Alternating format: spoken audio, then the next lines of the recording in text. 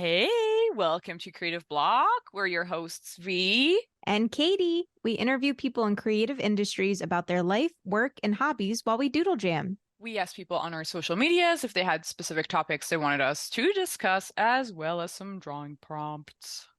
Today with us, we have Rebecca Kirby. Hi. Hi!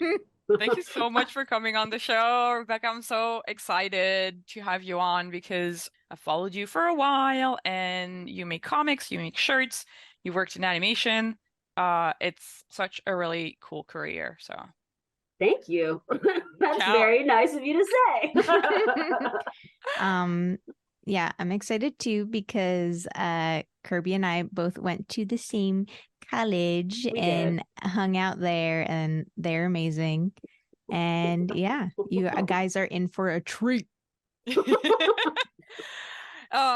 since you're talking about college, remind us where you guys went to college and what was your major? We went to UArts. I studied illustration, and I was old like to go back to school. I went to Tyler School of Art first, and then like had a mental breakdown very quickly and dropped out. And then I worked in like a sandwich shop for a while, and then I went back to school at UArts, and yeah, that's where I met Katie. How early did you go to that first school? I'm asking questions because I think this is a really cool thing to kind of highlight in terms of like, I feel like art careers are non-linear, and it's always great to kind of see like the when things go right and when things go wrong. And so how early after high school did you attend that first college? Right away. It was a terrible mistake. I had like no idea what I wanted to do. I had like a really romantic view of art at the time, and like didn't realize that you like had to do it good. What do you mean? What do you mean? Just I don't know. I was like really into all of like the Dutch Impressionists, and I was like I was into like fine art, but I like only drew cartoons, so I don't know what the fuck I was thinking. I was like, this is what's great. I'm gonna do that.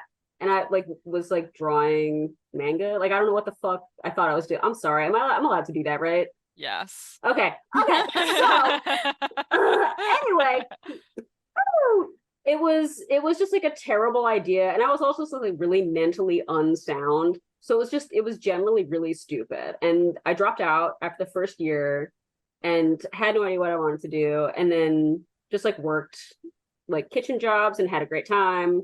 How long did you have jobs after your first like kitchen jobs and like you said like a sandwich place and stuff? Like how long did you take a break for, would you say, from art until you So I was just kind of like working and going to community college part-time for I want to say, I don't know, like 3 years, 4 years. And I like took that time to be like an idiot and young and do dumb shit that like wasn't taking any of my stuff seriously.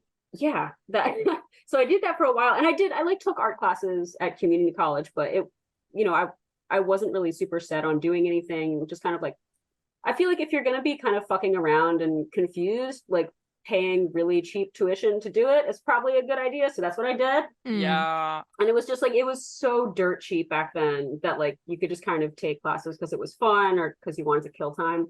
And that's what I did.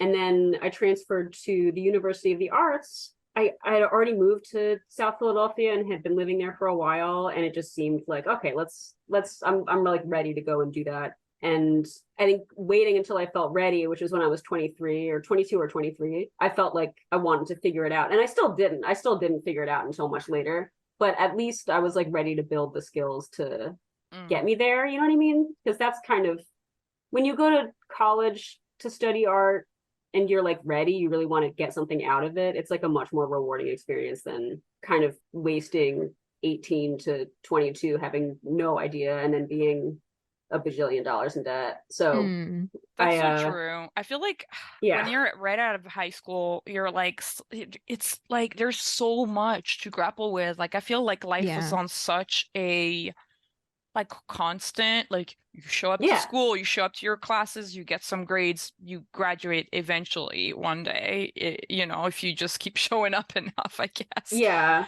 But like after that, it's just like so many things change, and you have to kind of like grapple with this new reality, and it can be like so daunting, you know? So like You also trying have to know what you want, and I didn't know what I yeah. wanted. Like my brain was filled with mush. I didn't know, so I had no idea, and like I still didn't until I was like 27. You know what I mean? Like Yeah. I continued just like working like kitchen jobs, and like drawing for fun, but not really knowing what I wanted to do. And then comics kind of just presented itself. It wasn't like I always read comics, but it wasn't something that I ever thought of like being capable of doing. And it was just kind of, I like had friends that did comics and they were like, just do it. And I was like, okay. And then I started making like really horrible little zines that didn't go anywhere. What do you mean? Why are you calling them horrible? Is it because fine. No, okay. I'm gonna be nice.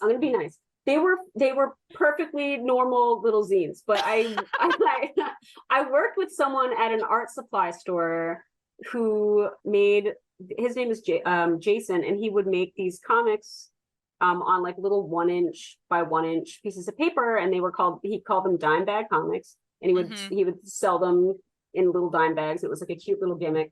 But he was just like, he would make it wouldn't be about anything. And so the pressure was really low. The drawing was really small. And he would just make it about anything. Like it would be about like someone flips off the cops and then gets abducted by aliens. And that's the story. Like there's low pressure, but like really funny. And I was like, oh, you can just do that. Like you don't have to make your magnum opus like every time you draw something. so true. Which is like that's the mistake of like everyone trying to create stuff is like, my first project has to be like a 500-page graphic novel, and it's like, no, the fuck it doesn't. You can't draw yet. Like, what are you doing? Yeah. Yep. So it was just kind of like a series of events by accident. I don't think, it was something that happened. I went to college, I graduated with a degree in illustration, but still didn't know what I wanted to do. I was like, I did my like senior project on like advertisements. I was like, I'm not gonna do that. Like, why am I drawing this? I'm never gonna do this again in my life. And then I remember my teacher from the year before came up to me as I was hanging up my senior stuff, and he shook his head disappointedly at me. And he was like, you should have done comics. Because I did a comic for his class. He was like, it was funny. What is this? And he was right.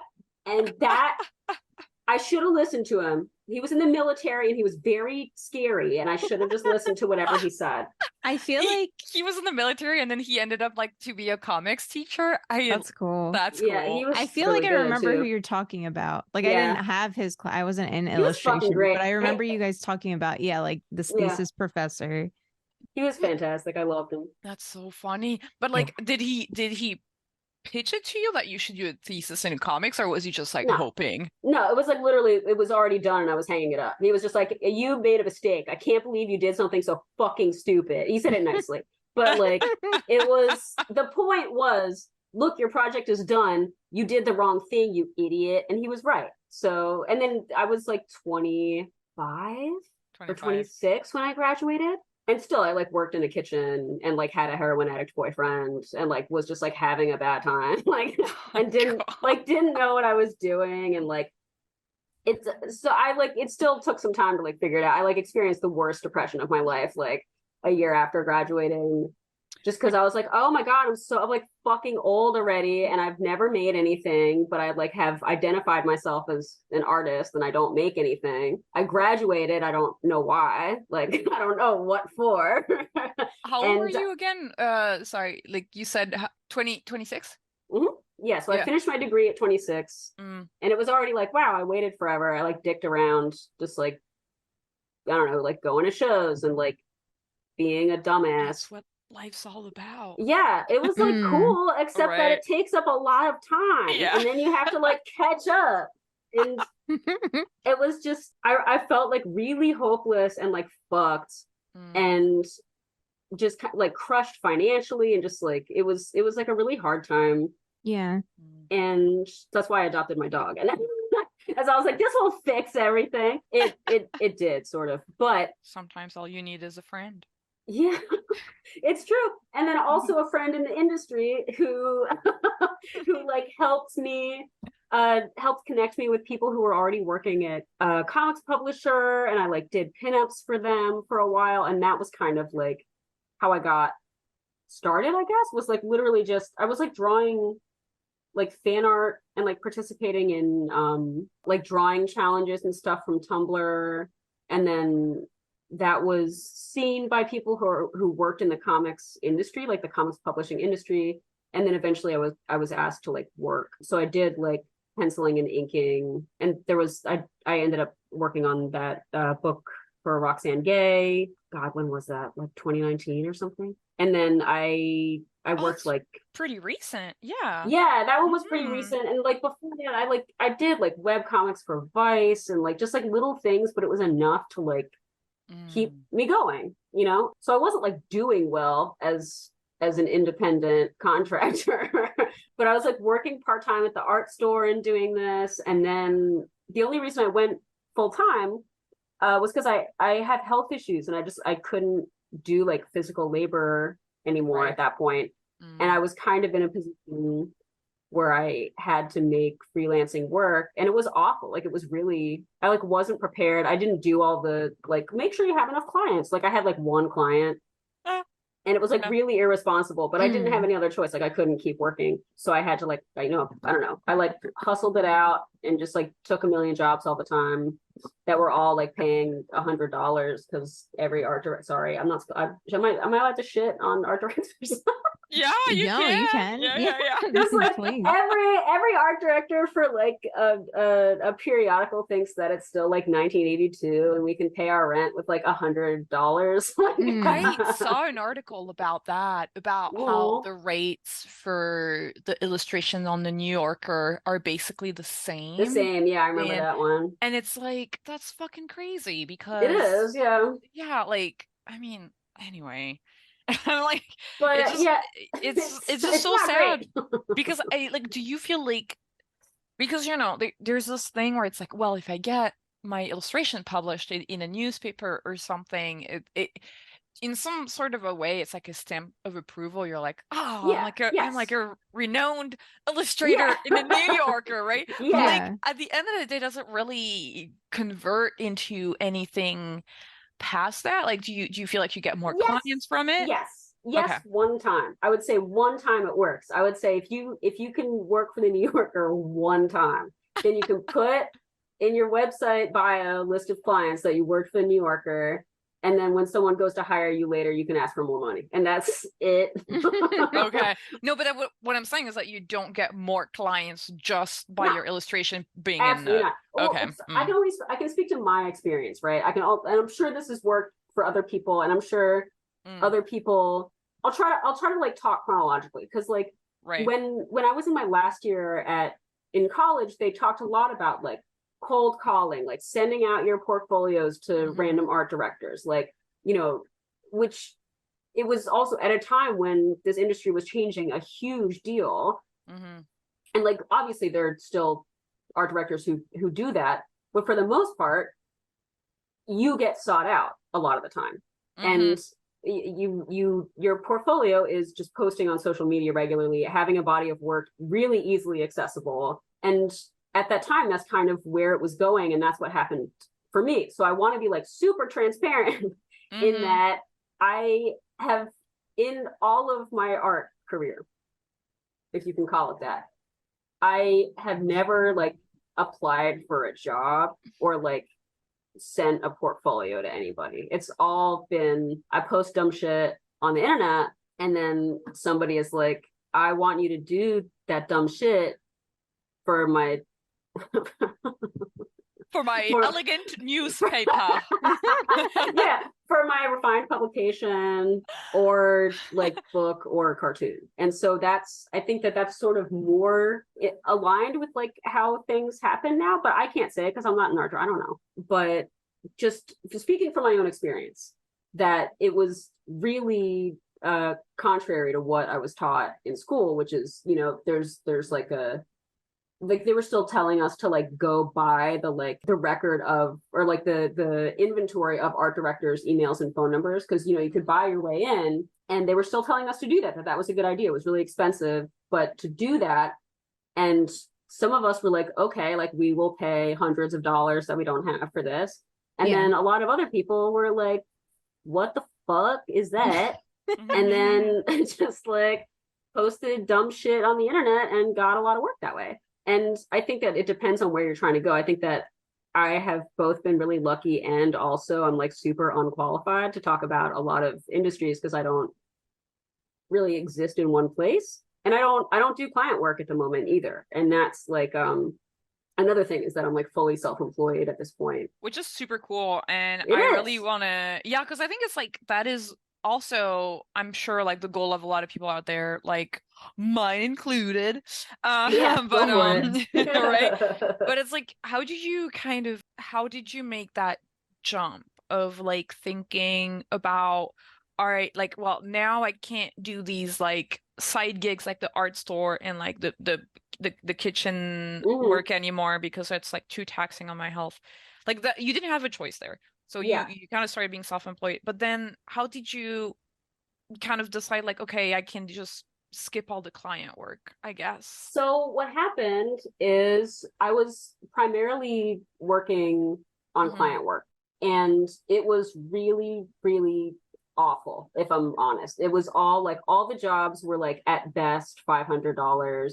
So I was having to take like multiple jobs a month to like pay rent and pay for all my stupid shit. And I was just like burnt out, and it was horrible. But it was at a time when the Instagram like algorithm was in our favor.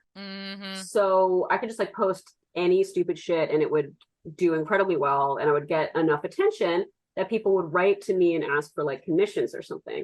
So that turned out to pay as well, if not better, than a lot of the client work I was doing. So it's not that I like never stopped prioritizing client work. It's just that it was so infrequent and like poorly paying that I started taking on more, just like random people paying me to draw whatever. And so that was like, tell us a little bit what kind of commissions you were getting? I'm wondering because I feel like there's like 3 kinds of commissions. So you have like people being like, I want my D&D character, or like my OC. And then you have people with like, I don't know, like a I'm trying to pitch a show, or like my music album cover thing. And then you have people just like the normies been like, hey, can you draw my dog or me and my partner? Can you draw my family as Pokemon trainers? Yes. So yeah, I would say it was almost all the last one. People be like, I love my dog. Like, please draw my dog. And I'd be like, all right. Okay. And then from that, I was just kind of like, oh, I'm just going to draw whatever. And then I was selling like originals. So that I was able to just like pump out as many of those as I could and sell that for more than I would be getting to like, do a client job. Isn't that so crazy that you would get paid more to draw somebody's dog than to be in the fucking New Yorker? Yeah. So there's that, but then also it gets better, which is that I was like drawing individual things and then selling them to one person. And then a friend of mine who like, thank fucking God, he like told me about this. It just sort of like helped me out. But he wrote to me, he's like, he's like, why don't you do shirts? And someone had asked me to do shirts at some point, and I was just like, yeah, okay, like maybe someday. And then a friend of mine, I talked to about it, and he was like, I'm just gonna tell you how to do it. And he wrote up like fucking sheets of like manufacturers. Here's manufacturers, here's printers, here's the dimensions I use, like experiment with this. And it was like the kindest thing that anyone has ever done for me, because I was like not in a good spot financially. And then I did it, and it was fucking fantastic. So, before I was, if you sell like a small painting for like $500, it's gone after that. But then you can take that same painting, reproduce it 500 times, and sell each one for, on a shirt for like $34. And that's fucking crazy. You can like pay your bills with that. And that's it. Doing the t-shirt started from there. And then also because I learned to like over time, I was making comics the whole time I was doing client work, but it was all just like auto bio and like diary stuff, which I loved doing. It was like, it was great, but it wasn't something that I could make money off of. So it kind of it like lost its appeal after a while. Yeah, I know what you mean. I loved it, but I started to feel like this imaginary pressure that like I had to do it, which was stupid. But in any case, I was like, oh, I can just like make comics that involve the shirt somehow, so I get to do both things. And so that's when I started Bird Boot. And Bird Boot was the first like webcomic series that I did to advertise shirts, and sort of like what started the model for me of comics that advertise shirts. Dude, the Bird Boot is, I think it's how I found out about you. I was like, oh, cool. I was like, this comic looks fucking awesome. And I was like, and then it's so funny that like they go on this like, I mean, you have this very specific comedy that is like, which I love because it's like everything I love. It's like camp. It's like super campy, and everybody, all the characters treat this like thing extremely seriously. But the thing is very stupid, and it's like my favorite kind of humor. Saving like, her sickness. It was just like very funny. It was very stupid. So good. But I didn't like plan. So part of the fun was like, oh shit, I gotta sell the shirt real fast.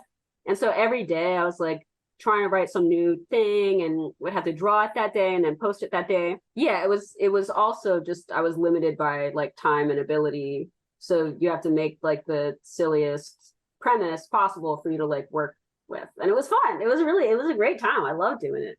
Do you feel like, okay, because it's kind of funny that you have this, like the way your characters talk is so funny to me. Like when Bird Boot is like, my hot goth wife.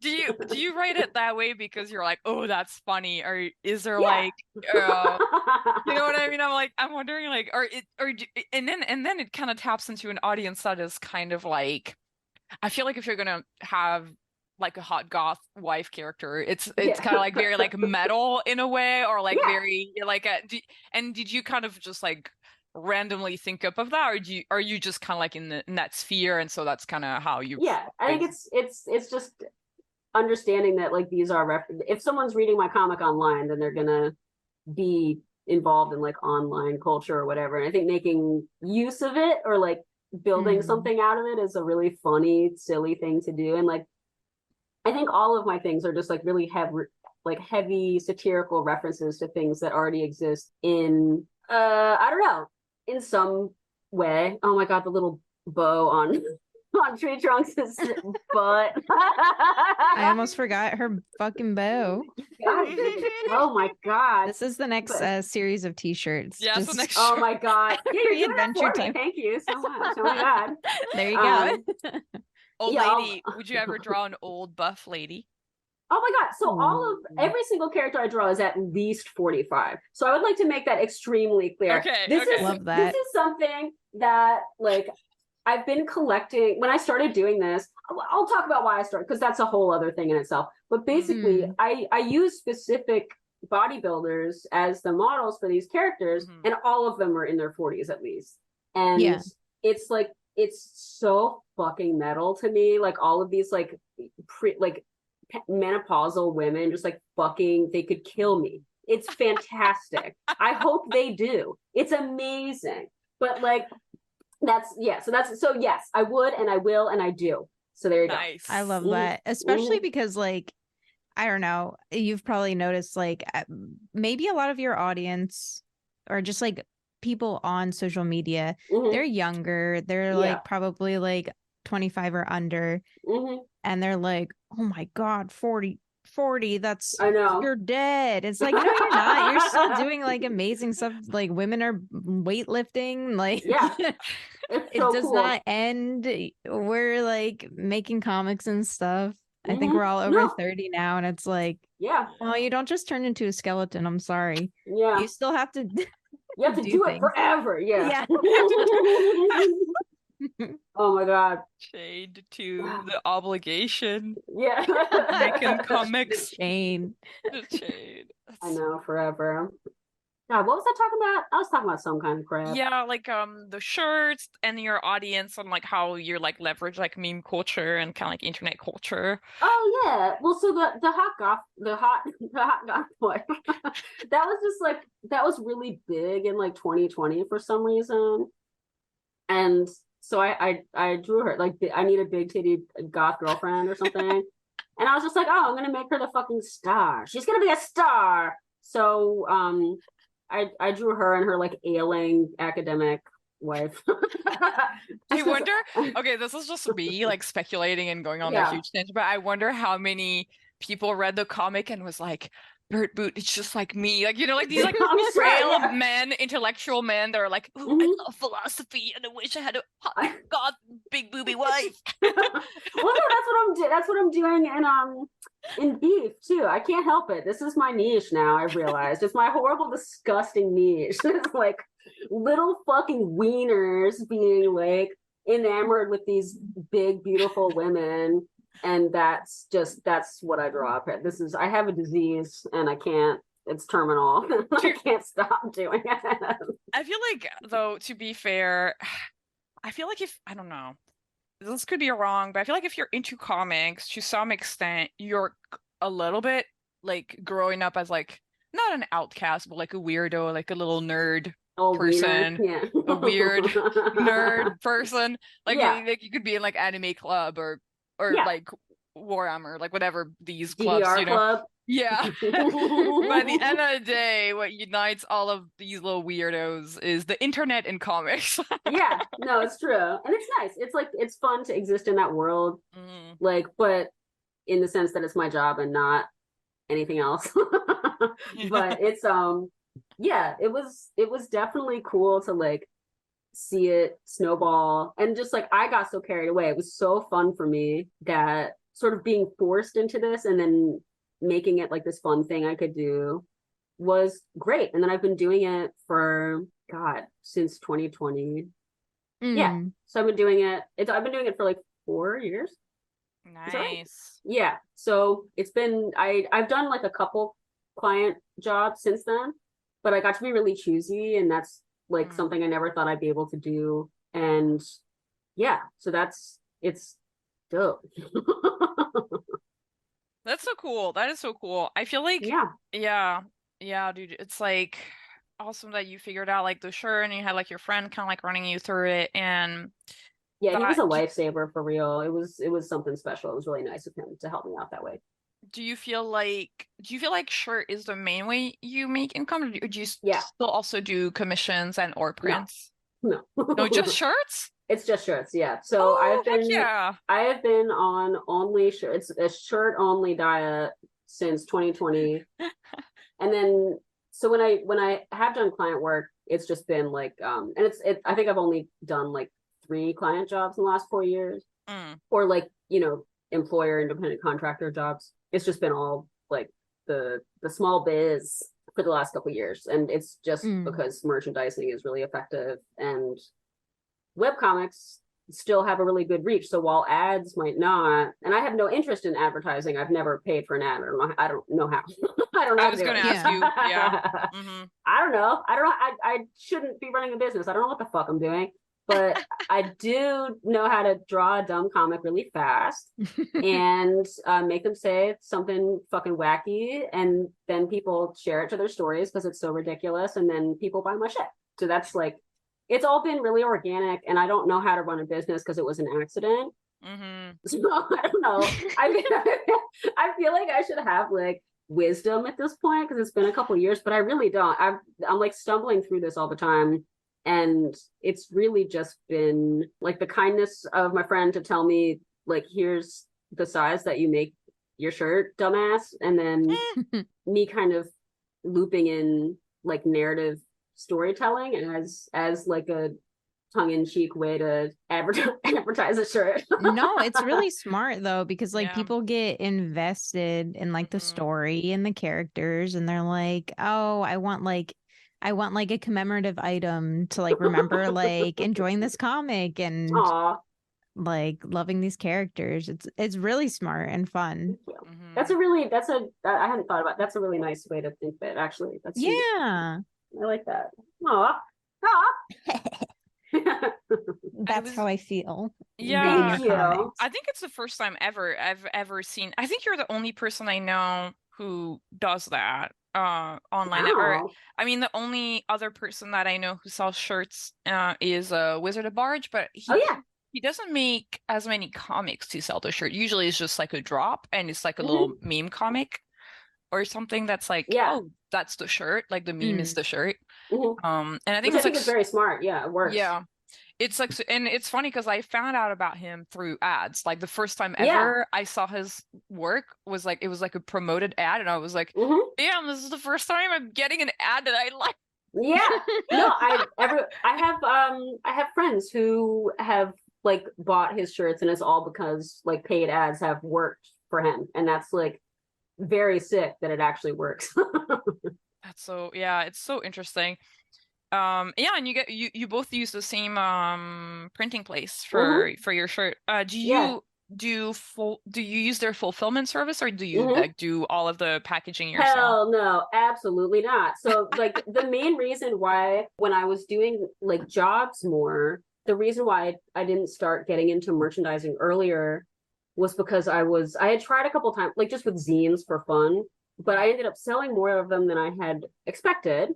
And so then I was just like sitting on my floor, like covered in dog hair and like dirt and worms. And I was like packing like these little zines that were worth $5 in like an Yeah. envelope that was also $5. Oh Like, fuck. and just Yeah. like go biking to my post office with like my nose running and like dropping them off and getting yelled at by the lady at the post office. And I was like, fuck this, I'm never doing this again.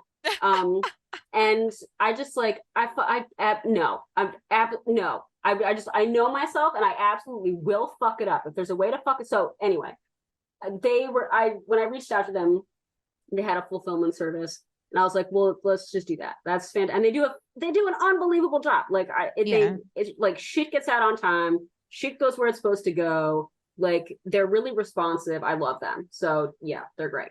I was gonna ask that too, if you just had like hundreds of t-shirts in your place right now and you had to package them. That is like the way to go to me. I mean, I only have like very, very little merch experience and I'm trying to get into it more, but get into it. I know it's been really fun. I did like my first like convention tabling and like making merch for the first time. Like I made keychains. It was so fun. I was like, but now I have leftovers and people are like, put them on an online store. I'm like, oh Lord, I don't know. I don't know. Well, the thing is, like for you, Katie, it's too late because the merch is in your apartment. I know it's in it's like that box back there. It's not that much, but yeah. You can send them to Night Owls and they will ship it for you. Oh, so. Really? Wow, that's nice. What? Okay. Yeah. So if you like have merch already, they have, you can send it to them and they'll do it. They can, yeah. So like I use the e-commerce platform Shopify. Okay. I've used others. I didn't like them very much. This just makes it all very automatic. Like once you like save like a package or whatever as something that you'll use over and over again with like the weight and all that stuff, it'll save it and you can use it forever instead of having to like weigh it every time. It's just like it's done. So it's easy so and you can make a bunch of listings and shit.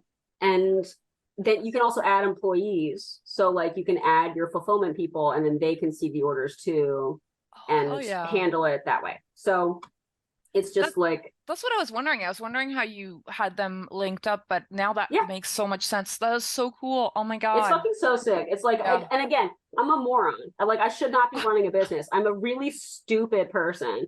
And this is like somehow I like run a business. So this is like, it's very sick. Yeah. Highly recommend.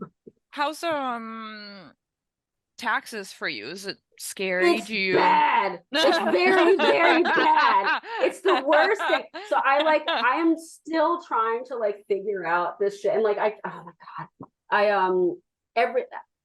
Finding an accountant who like deals with this stuff accurately is really horrible. And also just like I'm not like a business savvy person. So like for someone who like knows this shit, I'm sure they could make their expenses a lot higher and then like pay less in taxes, but I'm scared. I don't want to do that. I don't know. So I don't know what the fuck I'm doing. It was an accident. I shouldn't be here. But yeah, so it's bad. You have to plan ahead. You have to find an accountant. It's better to do that ahead of time and like tell them like rough estimates and then just check in with them every quarter. And if you want to do like payment plans or whatever, you have to pay every quarter, and that's like the way you're supposed to do it anyway, but like you have to actually do it. So yeah, I'd say that is by far the worst part. That and health insurance, those are the two worst things. Being self-employed is like literally the sickest thing in the world, except that who the fuck understands like the intricacies of small business taxes and health insurance? And so it's been a really kind of terrifying thing to deal with. And I'm dealing with both, so it's like fine. But it's awful and really scary if you don't know what you're doing. And you can like easily, if you start out, especially when you don't make a lot of money yet, and you're like, oh, like it's just, you don't really know how to figure it out, and it doesn't seem worth it to figure it out, but then, you know, you owe debt like on your taxes. So it's like, it's scary. Not a good thing to not understand. And I did not understand when I started. So not great, but there's that. And then you get an accountant and it's fine. But health insurance is another thing. You have to like buy it for yourself through the marketplace. And if you are a sickly freak who makes comics, which I feel like all those things go hand in hand, you gotta like, you gotta know, like, you gotta like figure out how health insurance works and make sure that you're getting an effective plan. And I'm like lucky that I kind of understand that shit anyway. But I want to put this here for anyone who doesn't know this, that there is a service called Health Sherpa, and it's free. And you can call them and be like, I don't know how to select health insurance through the marketplace, and then they'll just talk you and tell you how to do it. So, hell yeah. That's nice. And they also can sign you up. They're like, it's just like remote healthcare brokers. So you can just call and be like, I don't understand. You tell me, buddy. And then it's their job to do it and sign you up for health insurance. So it's like, you can, I'm putting that out there for everyone who is an illustrator who doesn't know what the fuck they're doing. So that is awesome. That's such a great tip, because those are like questions that come up a lot that I'm you know, like obviously are very like scary for like industry artists, like for example, like Katie and I, who if we ever wanted to go indie, then we would be losing all our benefits. And it's like, I know. well, I guess I'll just stay here forever. I have no choice. Yeah, that's awesome. So those two things: get an accountant, find a healthcare broker, either through Health Sherpa or you can just Google it and find a healthcare broker. It's fine. How did you find your accountant? Was it just like word of mouth, like your friends recommending someone? Oh no, I did like TurboTax for a couple years. I had an accountant and it went horribly wrong, and then I used TurboTax, and then I found another accountant just through word of mouth, and that's who I'm using right now. Nice. And they're fine. I'm trying to explore more options, like in terms, because I file as an independent, like I file as a person, because it's just, there's no reason to not do that. Like a do you mean as a sole proprietor, or do you mean as just like as Rebecca Kirby? Okay. Because I don't own any property or anything, so it's not worth being like an LLC. Right. There's other options like a sub S, but I don't understand that enough to do that yet. But that's my accountant's job. So I will ask him. Because I was gonna say my H&R guy, I was gonna ask him some questions. He's fine. He was like, if you make less than 50,000 a year with your business, you don't need an LLC. I was like, all right. I don't understand. This is why I'm just like, you guys do it. I don't know. You figure it out. I draw dumb shit. I don't know what I'm doing. You guys do it. So again, this is probably bad advice, but I hope I'm being forthright with, I don't know what the fuck I'm doing. It was an accident, but listen to me if you want a little bit, because I'm the one being interviewed. So that's where we are. Yes. No, I think this is good, because I do feel like, you know, there are like some videos out there on YouTube about like being like independent and all that, but it's good to have all these different perspectives. And I like that you're being like candid about it, just because it's like, all right, you don't need to have it all figure it out before you start. You can just figure it out as you go. And I think that's pretty inspiring because it's like, all right, I don't have to have a business major to have my own business, you know, like that kind of I stuff. think that like at a minimum, you need an accountant, and that's really it. And that's like, I also, I mean, I want to acknowledge that I obviously I stumbled into this and I was really lucky. I'm sure a lot of people wouldn't be as, lucky. I think it really was just a lot of luck. So I don't want to sound like this was, I earned this. Yeah. And no, it's also like you have you're really talented. Like you make comics that people are like, you read them and right off the bat you're interested and invested in the characters, and you're consistent and your art is really good. So, like you have like the talent that goes with like a successful business, Well, thank you. That's I will take that. Take it. Yeah, I feel like UArts, I mean, like illustration, because I did animation, you did illustration, but I feel like we are in the same where the prep for like getting a job was very, very traditional. In my case, in animation, when I was going there, I think it is improved, but when I was going there, it was like, you are making art here. Like your senior thesis is like, it's your art piece. It comes from the soul, but you're also like, well, I do want a job after. How do I? And like, we did like a little bit of like resume and stuff, but like, it's really lackluster. It's I'm not trying to sound like assholey about it, but like it really, at least for illustration, it really felt like it like the instruction sheet again from like the 1980s. It felt like it hadn't changed at all, and it was in a time when it was changing a lot. It would have been helpful if we had like any other instruction at all. So I fucked around for years. I didn't know what the hell. So that's just like, and there isn't an industry. This is the thing with illustration. I mean, there is, but it's a joke. It's not like, I'm sorry. Should I not say that? Whatever. It's fine. They're not going to hire me anyway. It's like, if you're doing really well as an illustrator, you might get paid no money to illustrate for a children's book, or you might get paid at best $500 to illustrate a spot illustration for New York Times. You might get paid like $50 for like a book cover for a big publisher. There's like, it's remarkable. I worked for I think it's really funny that like when you talk about these prices and then we see like the AI art and like the AI bros being like, I'm gonna make money with this AI. It's like, bro, there's no money here. It's like, I'm gonna make a world famous children's book. Yeah. Like, all right, you could try it with your AI, but you're not gonna be rich. But also like they're gonna, if they got a contract, they would get it and it would be worth $800 and they would see no money on the back end for the rest of their lives. So it's wild that like, I always feel bad. Whenever I get like, I do AMAs and stuff, and I'll have these like 18-year-olds being like, please, like tell me about being an illustrator for money. And I was like, I did do that. It was bad. Like, live at your parents' house if you want to do it. This is a big mistake. And it's just, the thing is that like doing illustration in the sense that we have thought of illustration as a career might be like ailing. And I know that there are like rock star illustrators, but we're not going to be rock star illustrators. Like, what the fuck is that? No, we're not going to be that. It's like a very specific like rock star status where it's like, I work for the New York Times and I'm the only person that they pay a living wage to. It's just like, it's not going to happen.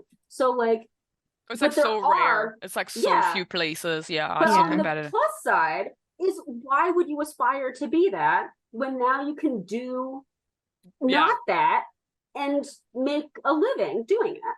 And so that's like, there are more ways than ever to be an illustrator or an artist or a cartoonist or whatever, and not have to, like, if you're going to do fine art, you don't have to do like the gallery circuit if you don't want. You can.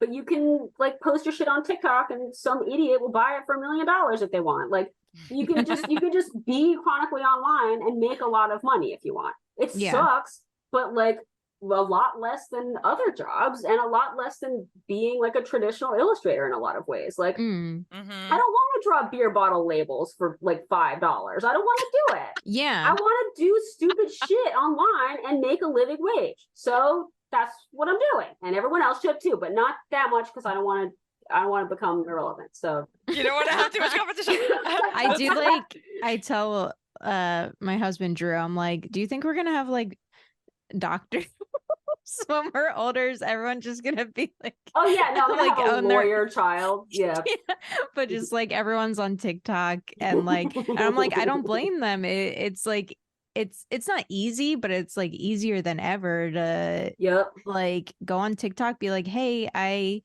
love making like little shell sculptures, and then like one TikTok will pop off with millions and you'll be like, I'm rich now. Yeah, it's unbelievable. And like that hasn't happened for me, but it's fucking better because I'm old and my time is running out. So they need to fucking pop off and get me $1 million. We're praying. And I will say, it is not the most intelligent choice that I'm advertising by using one of the most work intensive methods to draw ads. I'm drawing like 1 million drawings to sell one drawing. I'm like, I've decided I'm gonna make like a fully fleshed comic that I had to script and then like sit and draw and then like sit on Instagram for like 8 hours with like terrible posture responding to everybody because that also boosts my like views and stuff. And so it is dumb. Like I really do think that Wizard of the Barge is probably smarter by like paying for an ad and then not having to do this. But it's fun for me. So for now, until I like completely burn out and have another mental breakdown, I'm doing it for now. And it's funny that you both like mention like if you know freelancing in place of working like in the industry, because I really want to work in the industry more, not forever, but like I mean, and I'm saying this as a completely spoiled little brat who was just like, I got to work just once in a while. It was nice. It was not my full-time job. I just worked on a couple episodes. Fuck you. So like it's different, but I think I'm mostly the healthcare appeals to me. Yeah, and also for like real. working with other people. I will say one of the the downsides of this job: taxes are terrifying, healthcare is scary. You live inside like a vole, living underground in the dark with your windows drawn, drawing dumb shit by yourself all day. I am insane now. I am isolated. I'm a fucking freak. I remember like I had been doing this for like a year and went to the doctor for the first time in like 2 years. And I remember her asking me like a super benign question. And I said, oh shit, at like top volume in this poor woman's face. She was like inches from my mouth. And I was like, that was not a normal thing to do. There's something wrong with me now. I live like this and it was a big mistake. And I'm just like this now. And I am. And that's just, I think that a side effect of being completely self-employed is that you live like a rat in the dark. And that's a problem. Do you feel like that it got worse as you were self-employed, or do you feel like you always were kind of like socially anxious? I'm asking because I feel like after the pandemic, I lost a lot of my social skills, but also me too. I do feel like I am more relaxed. I don't know. Right. This is just a little bit of a tangent, but I have this like rhetorical question where I'm like, am I less depressed now that I interact with less people, or am I or it's like you don't I think I was always really willing to be antisocial anyway, so like but I think that like finding a balance is hard because I think that making comics by yourself and like your whole life depends on it, and the only deadlines I have are like self-imposed because I need money, like you know what I mean. Right. So it's really it's easy to spend like all hours of the day. Like I don't have work hours, and I know that's another thing that people ask about. I know I should, and I've tried a couple times to be like, okay, I'm gonna work 9 to 5 and then not work, and I cannot. I have not figured out how to do that yet. I work sporadically through all of my waking hours. And I have not found a balance, and I like it because I like working and I like, for the most part, being by myself and stuff. So it's fine within limits. But then also there will be periods where I'm just like, oh my God, I like didn't do anything for a year. That's like fucking crazy. Like I did not go outside one time. And that's like spooky. It becomes very easy. And I think that being self-employed is really work intensive in the sense that you are suddenly responsible for like every single aspect of your life in a way that just kind of never, it never happens. And if you're not naturally inclined to structure and scheduling, it's not going to happen. So I don't like, I'll work like late hours and then wake up early and take care of the dog, or like, you know, just kind of spend all day like my right hand, everyone has related to this, but like my right hand has been going numb because I like have like the posture that I work at, and like the only way to be able to work such long hours is to like work like a Victorian child dying in bed, and it's just like it's not good, but it's better. It's better than working any of the jobs I worked before. So I know I shouldn't complain about it, but I will and I can. So that's the moral. Yeah. I feel like it's fine to complain about jobs. I feel like there's this kind of, I don't know, like what is it, expectation, like this rule that artists shouldn't complain or whatever. Art is a joy. We love it. We're doing it because we love it. We don't even want the money. Don't it's pay like, me. Yeah. Yeah, it is. Starving artist mentality. Which is awful. It's the worst. I hated being a starving artist. It was terrible. I much prefer having money. It's great. So that's another note for all of you. Yeah. Stop that. People are like, oh, you'll make the best art when you're like at your lowest, and it's like that's not true. That's not true. I was really unhappy and sad. I was not drawing at all. It sucked. It was bad. I agree. I feel like also when you're not happy, the scope of the things you can tell diminishes. I don't know. I feel like I don't know, that could be just me, but I was thinking about that a lot, and I feel like when people are like, oh, you have to be like miserable to make good art, and I feel it's so like stupid. That's so stupid. Yeah. God, ew. Vincent van Gogh does it one time, and everybody's like, we're all gonna do that. No, he was fucking nuts in a cool way. We're not cool like that. It's not gonna work like that. We're just gonna be really unproductive and sad. It's gonna work. Like, how much can you milk the sadness, you know? Oh my God, it gets so gross. You know, okay, so this is like, there was in the 1990s, I'm sorry, I really, it's a goal of mine to not bitch about comics, because there's nothing worse than like people who make comics about okay, I'm already bitching about comics, but there was like, you know, there was a genre of like, the sad man is like writing about his life. He didn't try to do anything, and now his life sucks. Like, and that was like a whole genre forever. It's like, I'm really upset. So many of those. It's endless. And like, and then there was a revival, and some of it was really good, and most of it was not. But there was like an era of like autobio comics being like, everyone was Lou Reed. Everyone was having a hard time making Lou Reed stuff. Like they were trying to be like Lou Reed. And it's like, you're not. None of us are Lou Reed. You can't, it's not cool. It's comics. It is by nature not cool. So like taking this medium and making it like punk rock, I was like, come on. Like we're all stupid. This is stupid. But it really was fun. It's like, and it's still a thing. Like comics, we're doing punk rock comics. It's cool. We're doing cool stuff. And it's like, no, it's not. This is for dweebs. You are dorky. This sucks.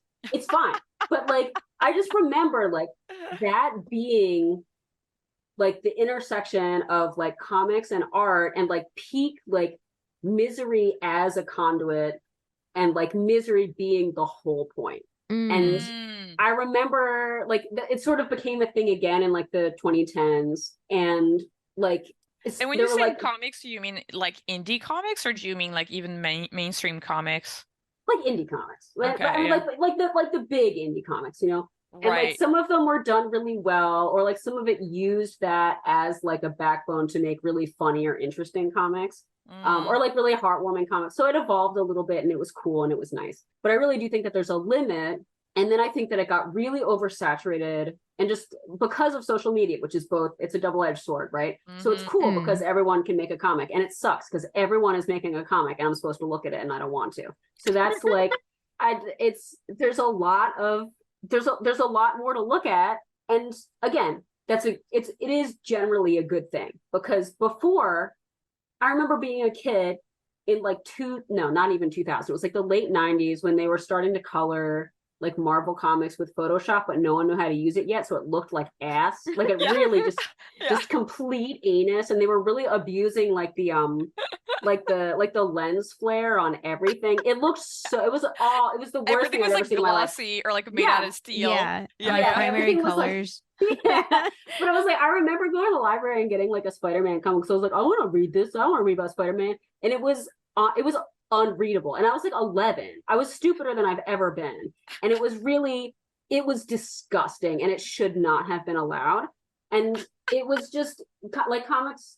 It's good. It's good that we don't just have to read what is available. Like we don't just get like, Spider-Man and Superman and whatever the fuck. Like, it's good that we have all these options, especially because, like, as a girl being 11, like, what the fuck do I want to read Spider-Man for? I want to read about, like, Sailor Moon, and I didn't know that existed yet.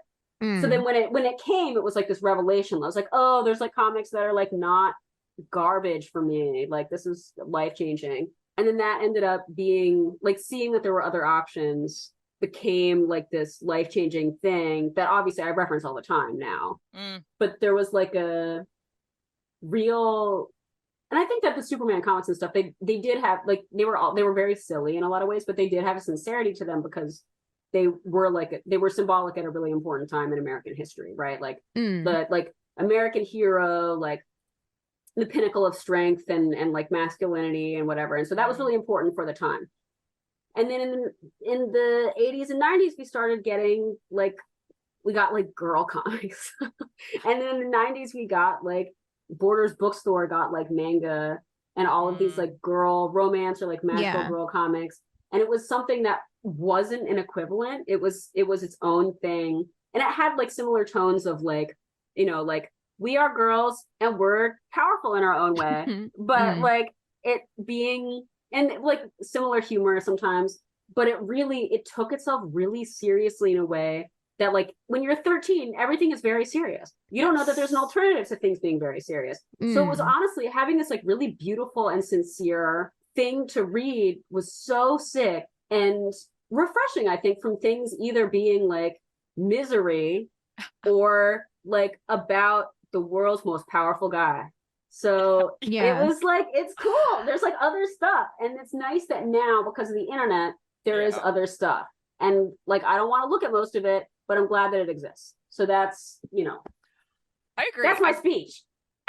It's a good speech, because I feel like it's true. There's like a lot of, I remember for me as a child looking at comics, and even though I was in France, I was like, I wish there were more comics for me when I was like such I was like, I wish there were more comics for me, because like I was like, I mean, I've said it in previous episodes, but I was like obsessed with being a squirrel. I pretended I was a squirrel like, the whole time as a child. Wow, that's very brave of you to admit. That's good. I think it's pretty funny and charming. I'm gonna be this is my charming backstory. The squirrel backstory.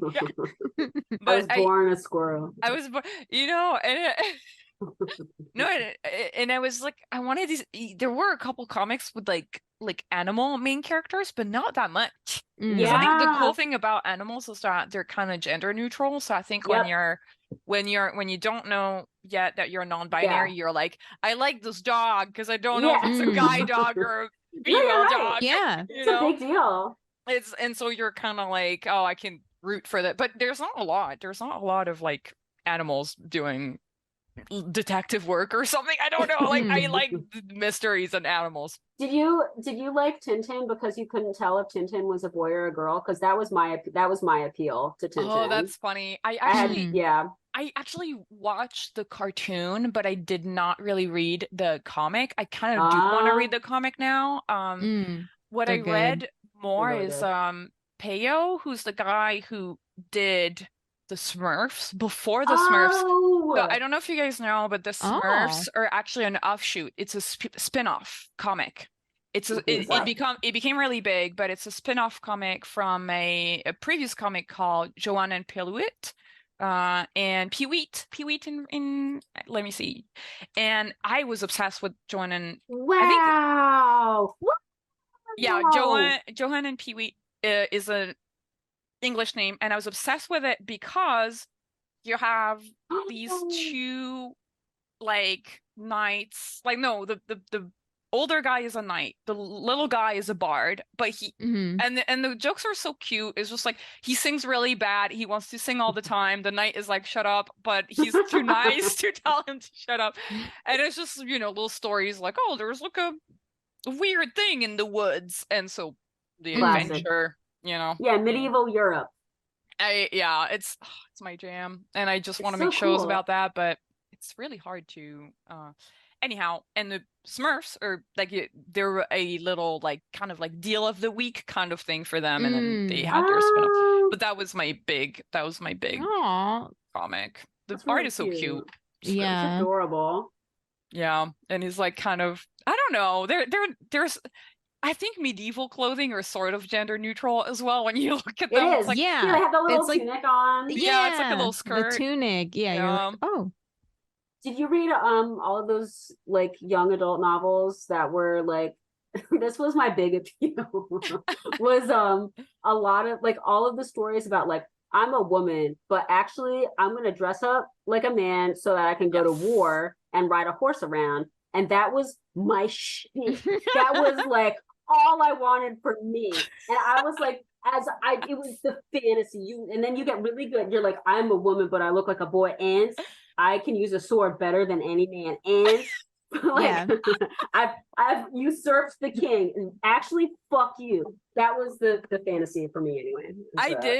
I didn't read a bunch of those, but I really love those stories. They're like gender swap stories. Those were my Yep. favorite. Like, and manga has a lot of those, especially Yeah. in like shonen and shoujo. Like you'll see a lot And of like Ranma, that was the first one for me. Ranma is the best. It's Mhm. it's the best. It's the It's so best. fucking good. Yeah, yeah. Oh, man, it was the first manga I ever bought, and I had the full collection. Mine was Inuyasha, so close. Oh yeah, Oh, yeah. yeah.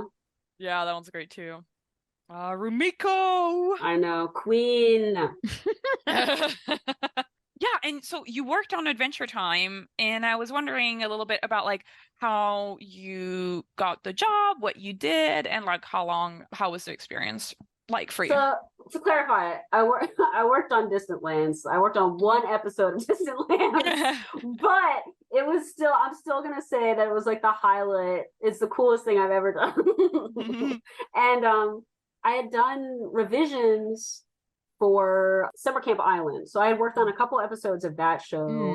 And I'm assuming that that's like how I ended up doing any work on Distant Lands at all. But it was fucking great. It was so cool. And I'm like a huge Adventure Time like fangirl. And Did you do designs or boards?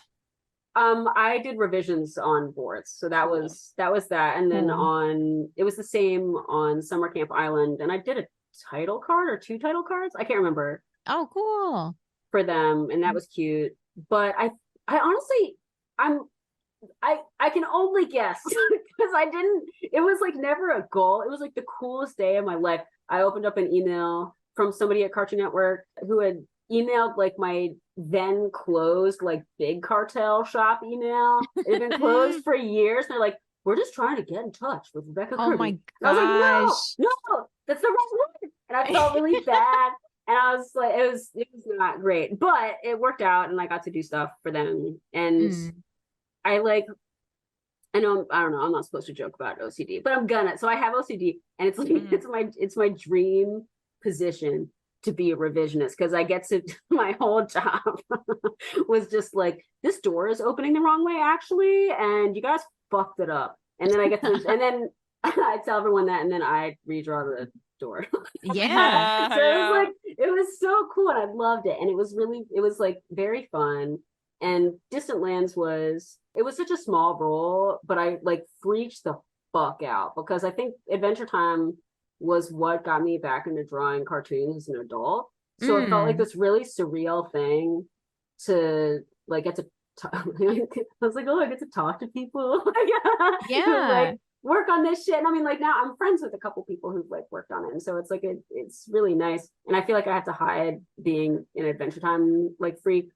Because I'm not trying to be like, it's like, oh, I just worked on it. But no, it was like the most exciting day of my life. It was so sick. Yeah. So yeah, that was it. I haven't had like an extensive amount of, I wasn't like a resident revisionist on anything, but I got to do a couple episodes over the years and it was really cool. And I don't know if this is like a thing, but it seems like it is, that like people who have kind of, you know, made their stamp in like indie comics kind of make the jump to the animation industry some of the time. And I think that's really cool. Like, yeah. And it's the kind of thing that I like had no idea what I was doing. And I was asked over the years to do tests a couple times. And I'd never seen one before, so I don't know what the fuck I was doing. So I just like drew a comic and they're like, you don't get the job. And I was like, oh, okay, that's fair. Like, I don't know. I don't know how to do this. And these Cartoon Network tests, man, they're like hard.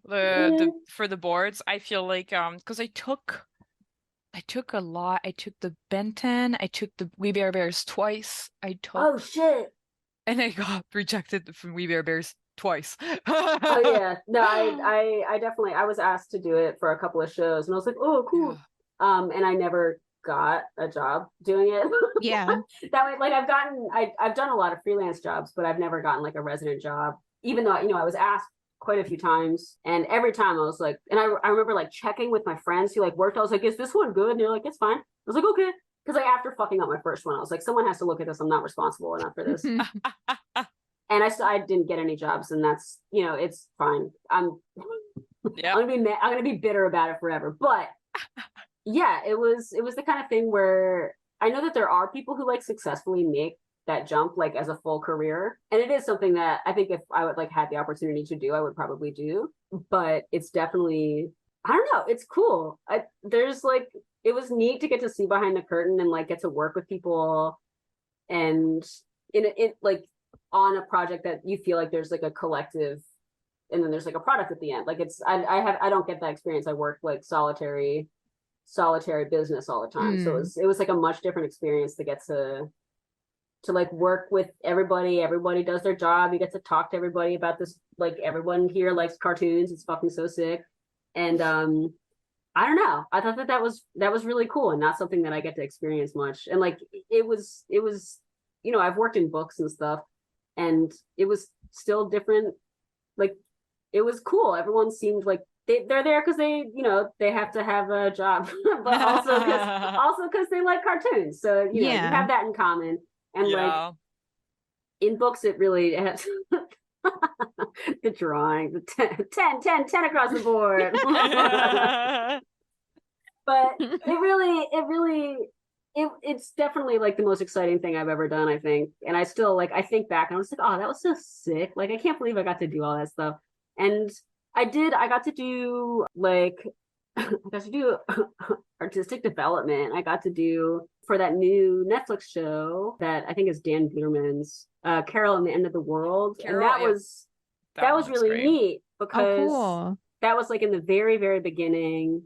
And yeah, I don't know. I just got to, he was like, just draw, like read it and then draw like some dumb crap that you think would happen. And I did. And that was my job. And I got paid. And that was so cool. That's awesome. Yeah. But it's just, there is something really like different and validating about working with other people in a way that you really have to kind of just trust that what you're doing is enough when you're working for yourself and you're kind of an island doing it. But there's something that's sort of like really nice. It's cool. I don't know. It's like a lot of fun in a way that's really different. I really like it. Yeah, that's really cool. That's cool to hear like your experience on that. And as like an outsider, I think it's like it's different. I know that like I know that there are a lot of people who like that is their career and where they are all the time. And so it was really interesting to get to like, as someone who is like an independent contractor, and like sometimes I'm in publishing and like sometimes I'm in like product design, and like sometimes I make t-shirts on the internet, and sometimes I get to work for Cartoon Network or whatever. Yeah. Or like indie publishers and stuff. It's like it's really, it's cool. I get to like see a bunch of different stuff, but that was my favorite thing to see, I think. Yeah. Yeah, I feel like with like art, like this career, it's like a pro and a con, definitely, because it's like one hand, no job stability, but on the other hand, you are like dipping your toes in like so many different things and projects and genres. You're like, whoa, this is kind of cool, instead of like this same exact thing every day. Yeah, I do think that that's probably something that I don't appreciate enough too, because it's just the only career I've known, you know. But it's, I don't know, it's something that I should appreciate more. I think sort of being able to kind of see and be involved with like a bunch of different worlds. It's neat. I was going to ask you about as well, we've talked about social media a little bit prior, but I kind of want to know your philosophy on social media, like kind of how do you deal with it in terms of like, because it's kind of essential for your business, right? Do you have a schedule, like content schedule? Like what do you how do you feel about likes and like your follower count, like all of these kind of tricky social media things? So I know that like I have friends who run small businesses who are much more disciplined about like, you know, they schedule their posts, they make sure that they're posting X number of times a day or times a week, and like sort of getting ahead of things. But if I'm going to be super honest, I'm like a very disorganized person. And so I do have like a general, like, if I'm going to post, I post within this time window. Cause you know, if you have like the creator tool on Meta, it shows you like this time of day works best for you personally and whatever. So I do use stuff like that. But for the most part, I haven't adapted. And I just kind of use Instagram the way I always have, even, you know, when I was just kind of posting stuff for fun, which is probably not very smart. But I also recognize that like when you are an independent contractor, in the way that I'm an independent contractor, there is a hard limit on how much you can expand. So I think if I was like a business that went on Shark Tank and they're like, you got to figure out how to make this like big, we got to blow this up. And like, I can't, like, I am the business, and that's the problem. And so since I am the business, there's a limit. I can't outsource any more than I already have, right? Like I have a fulfillment team, I have printers, I use Shopify, I have an accountant, I have like, you know, a healthcare broker. There's like nothing else that I can outsource, and everything else has to be done by me. I have to do my own social media because people think I'm silly and funny, and if I'm not doing it, they're going to notice. Like I am the business. My voice is the business. My like body is the business. Me drawing this shit personally is the business. And the only thing that I can really, you know, do more of is just to, you know, I already spend such a disturbing number of hours like making the comics and then the products and, you know, making the listings and all that shit. And the only way to expand my business is to do it more, which is physically impossible at a certain point, right? So I could be more organized. I could devote more time to like how I handle social media, but I won't, because it's not going to get that much better for me. Like it's not going to improve my standing that much more. So the only thing that I can really improve, which I still hope to do at some point, is, you know, if you can improve things like your followers and your reach and like, you know, spread across different platforms and stuff like that, like getting bigger on, like I just started posting on TikTok like last year or whatever. That's sort of where the thing that you can do when you are the business is to make sure that you have as big an audience as you can and engage them as much as possible. And that's really all you can do, because that translates directly to how much you sell, right?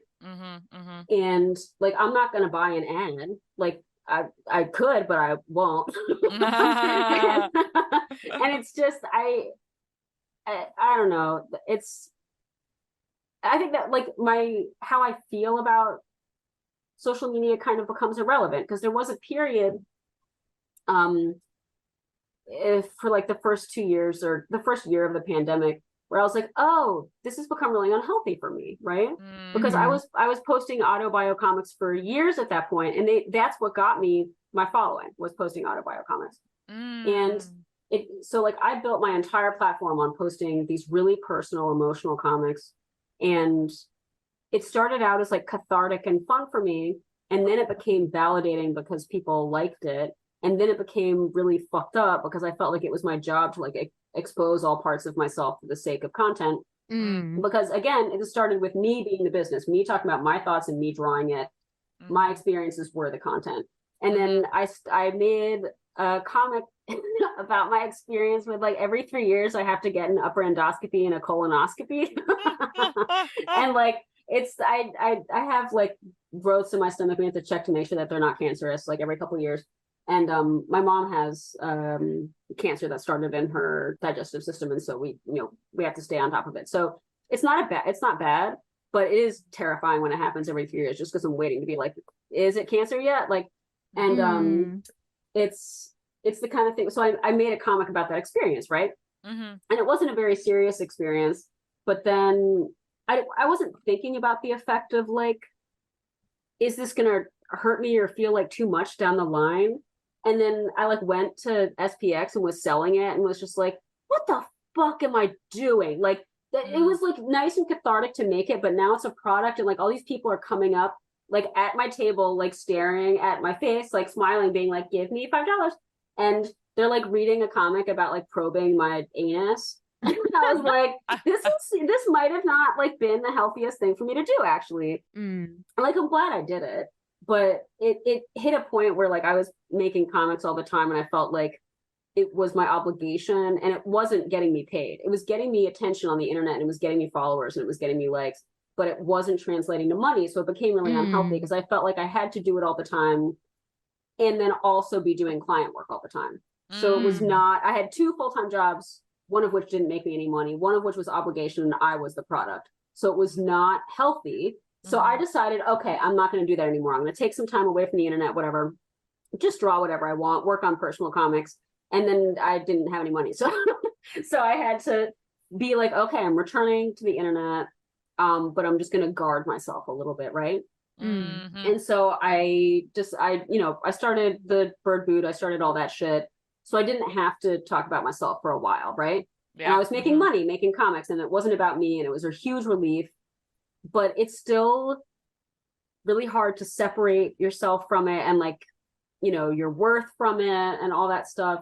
And at this point, I think that I feel fine about it, but only because I have 101,000 followers. And if I didn't, maybe I would feel like shit. So like, I don't know. It's enough to make me money, but I don't feel like the pressure to have 1 million. I'm a cartoonist. Like, I'm not like a model. I'm 35. Right. I draw cartoons. Like, it's the obligation. I don't feel that obligation. No, the only thing. Oh, sorry, go ahead. I was just gonna say, that's really interesting that you started with autobio and then you went into more like fantasy and stuff, because I found out about you through more like your fantasy stuff rather than your autobio. And do you feel like your audience changed or was surprised or when you switched gears? I think a lot of the people just stayed around because I think that my voice is the same. Like the same sense of humor, like all the stupid shit I say in Bird Boot or Beef, it's just that's like what I talk like, and it was the same. It was still there. Okay. So the same appeal that people were there for. I think it was less melancholy and more goofy shit. I'm sure some people left, and that's fine. But the thing that's been sort of horrifying to realize is, like, I've posted, after not doing any autobio comics for years, I posted a few in the last couple months, and they are by far my most successful and viral comics.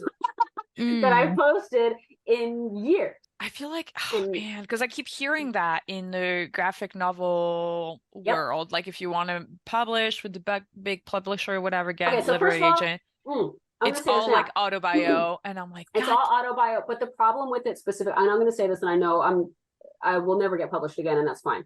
But when it comes to what people are looking for when they look for autobio, is they look like a lot of the time they're looking for women or non-binary people to tell like their personal, most traumatic stories. Oh my God. And sell it. So that's what's appealing, is it has to be sad, but it has to resolve in a positive way. It has to be about you, but it has to be tragic, but then it has to wrap up neatly. And it's such a mind fuck, and they don't pay you that much. Even if you get paid if you get paid like top tier, I'm talking like the most of the most, you're probably making $100,000, and you're not going to keep anywhere near all of that, right? And then if you're talking about like good contract for a lot of this stuff, it's like $15,000, and you have to be working on that book for like 2 years. So what are you going to fucking do? It's not going to work. So as an experience, it feels really exploitive. And so that's my speech on that. But when it comes to the internet, I think that people are looking for connection so much on the internet that autobio just is always going to do well. And I think that when you are talking about yourself and then people comment and you write back like you are the cartoon character, I think that that is so direct for people. Yeah. And it's a big deal. And I think that it will always, so the problem for me is it does really well on the internet. The positive is I'll get followers from it. People will like it. It gets me traffic. I can't sell anything based on that. I'm not going to draw like a t-shirt that has me on it. Like I will die. That's great. That's too, yeah. You don't want to make a colonoscopy t-shirt? I would buy that. Asshole, yeah. But like people have asked for like shirts of Kimba and stuff like that, and I'm not going to do it. I'm like, I feel bad, but I'm not going to do it. It feels weird. It feels like drawing a picture of your little baby and selling it. That's weird to me. And so that's where I draw the line. And like, even if it did, if it did make a lot of money, I would do it. Fuck it. But it won't. So it's not worth it. And so when it comes to like my relationship with the internet, I think my ideal would be to never go on the internet again and like live in a walkable city where I see the same people every day and live the rest of my life being very fucking boring. And everyone forgetting about me except for the 5 seconds that they see me walking through the street. That's the only way that I exist to them, and they know nothing else about me. I think that would be a huge relief to me in this, instead of like when I was doing like SPX and shows and shit like that, people would come up to me like, oh my God, yeah, I read about your asshole. I hope it's okay. And I was like, oh my God, like I exist in the real world too. It's a lot. Yeah. And I think that like I don't have any shame about this, obviously, like I'm talking about it, but like I think it's the obligation to talk about it at any time. You know what I mean? Right. I see. And so when you're making a comic about it, that is the time that you talk about it. But then forever it exists and people are going to come up to you and talk about it. And that's fine. Like, it's not a problem. It's not bad. I invited this, but it is hard to prepare for. And then when you're on the internet, I'm lucky right now because I do fine with just kind of like flailing around on Instagram, not trying very hard to get followers, not trying very hard to like grow on TikTok or like Twitter or anything like that, right? I think I would make significantly more money if I did. And I will have to do that soon. But I think that where I am right now, I'm kind of at my limit, if I'm honest. Like I just spent like the past couple days scripting for the next like 6 months of like comics for the t-shirts and then designing the t-shirts themselves. And then, planning for that is a shitload of work. I have to make like a schedule for myself, sort of. And it's a lot. Like, I think that until it stops working for me, which it will, I'm sure that this is a finite thing and I will have to just get a normal fucking job, which is why I'm trying to get ahead of it and get a job. But maybe it won't. Maybe I'll be like a t-shirt girl forever and just like do whatever. And that would be great. Like, I love doing this, but it is scary that your entire empire and job is reliant on like whether or not people like you on the internet. Yeah. And it's scary because you have to have a level of, personability while also, guarding yourself because you are a product and it's weird. So I think about that a lot, especially, I mean, and Katie, you must probably like feel that too with for Twitch and like all your stuff, like that's gotta be, and you are playing a character that people are like loving that character and that character is you, like. And it's like, I liked what you were talking about, just I don't know, just like the autobio comics and like just extending like that personal information. And it's like, oh, this is doing well the more vulnerable I am. I know. And it's scary. Because like, you had a comic like that was super vulnerable that kind of blew up, right? Like a couple of years ago with I mean, I don't want to go like do too much details about it, but it's just like, like you were sad, it was hard, and then like it kind of like gets big, like the more like the emotions are like wait, me or Kirby? Which one? You, Katie. I feel like you have one where you were with Drew and you were like crying and he like gave you a hug and like then that one kind of like, oh, I had like one print that was like when I was like living at home that was like about like, oh, I want to like a happy that home one. with you where like no one's yelling and stuff. And that like I remember that one. that was like and that came from like I was just like drew it on my iPad because I was sad. And that like blew up. Like that's the only thing I think that has been like shared, like copied and like shared on things like with no credit. Wow. And just like, oh, that's how you've made it.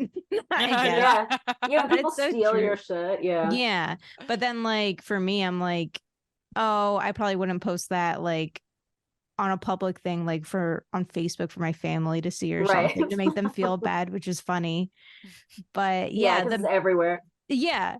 But people get like super, I can see like you're like selling yourself and then people get parasocial too. They're like, you're my friend, you're my mommy. Or like if you're like older too, it's just like, no, I'm a stranger on the internet. Kiss still. the baby. Yeah.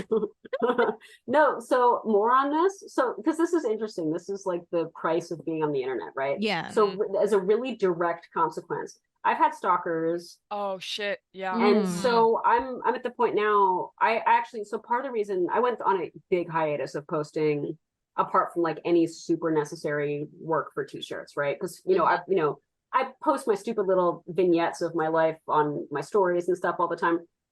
And I had to halt doing all of that for a long time because I had a man who was stalking me. Oh, and God. So this has happened before, actually, and it was like very dramatic and fucked up and the police got involved. But this time it was a new guy, but he found me through Instagram and followed me.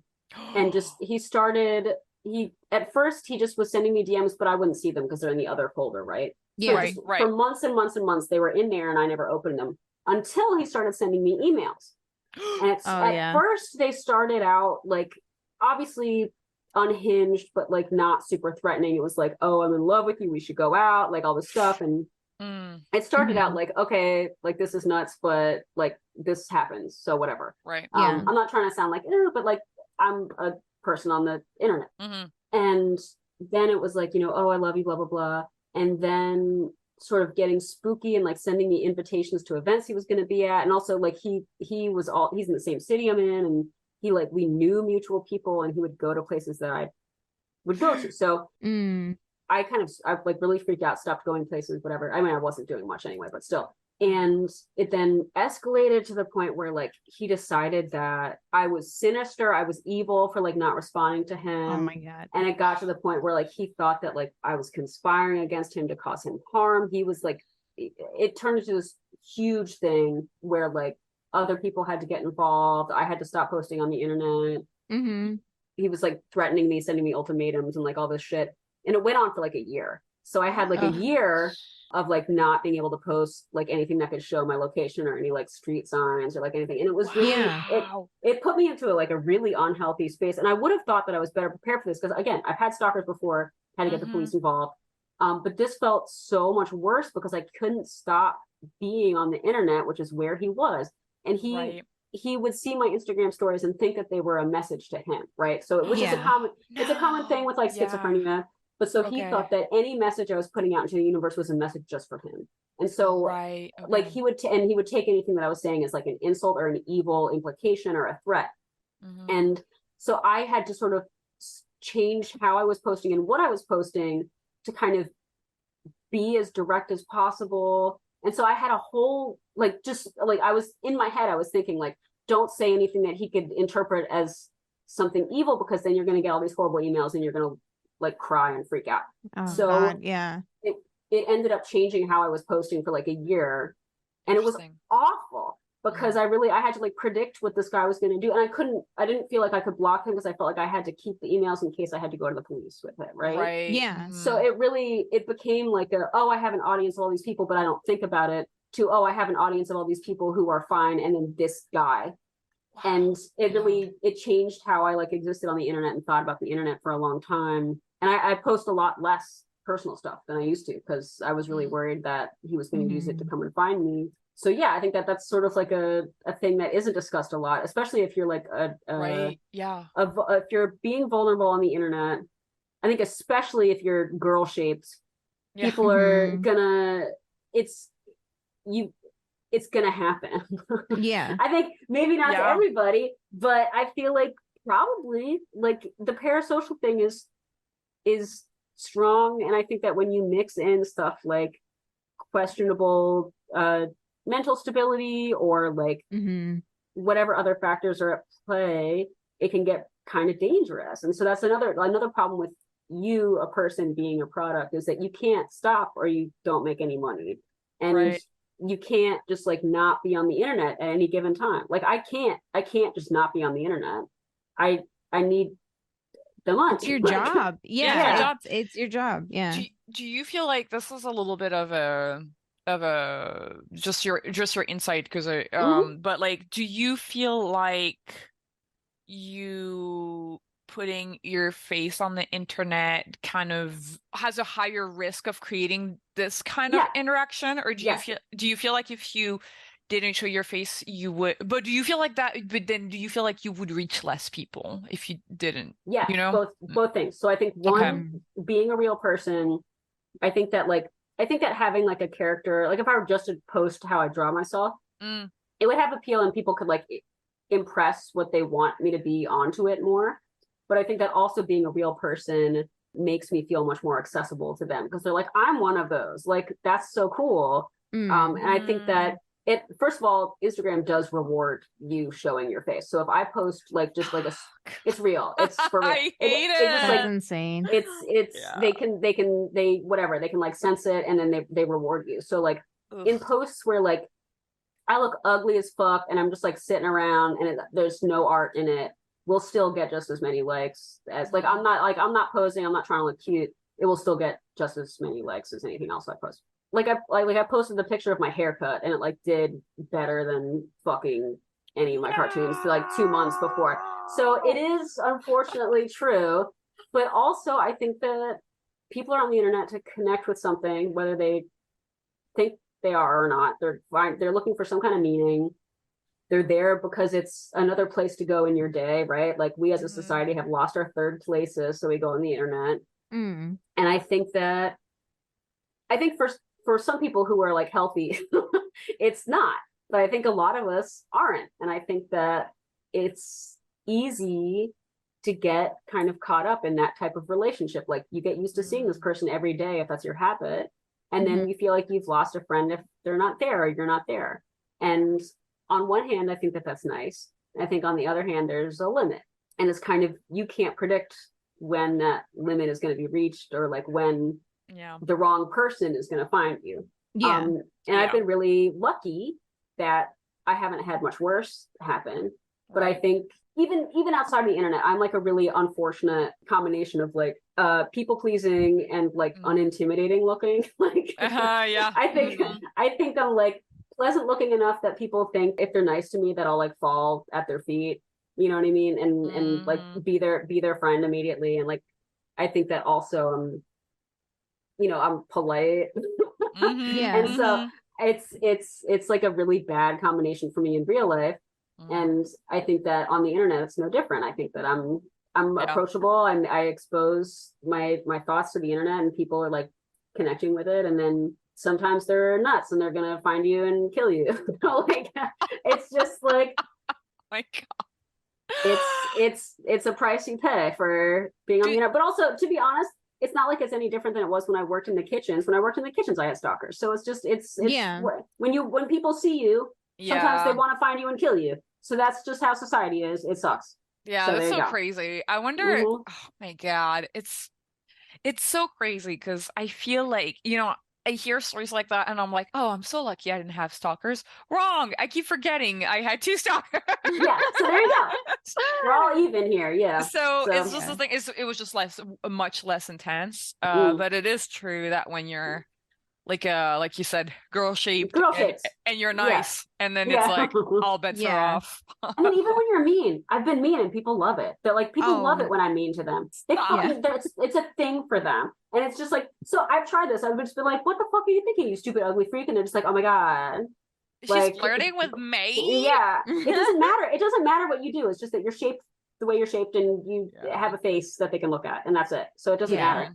But it is true that when you're trying to make money on the internet, you want more views, your face gets more views. It's unfortunate, but it's true. It works. People love it. And then sometimes they stalk you. So there you go. Do you have any services like Delete Me or stuff like that? Or I don't know what that is. Ooh. What Well, is it?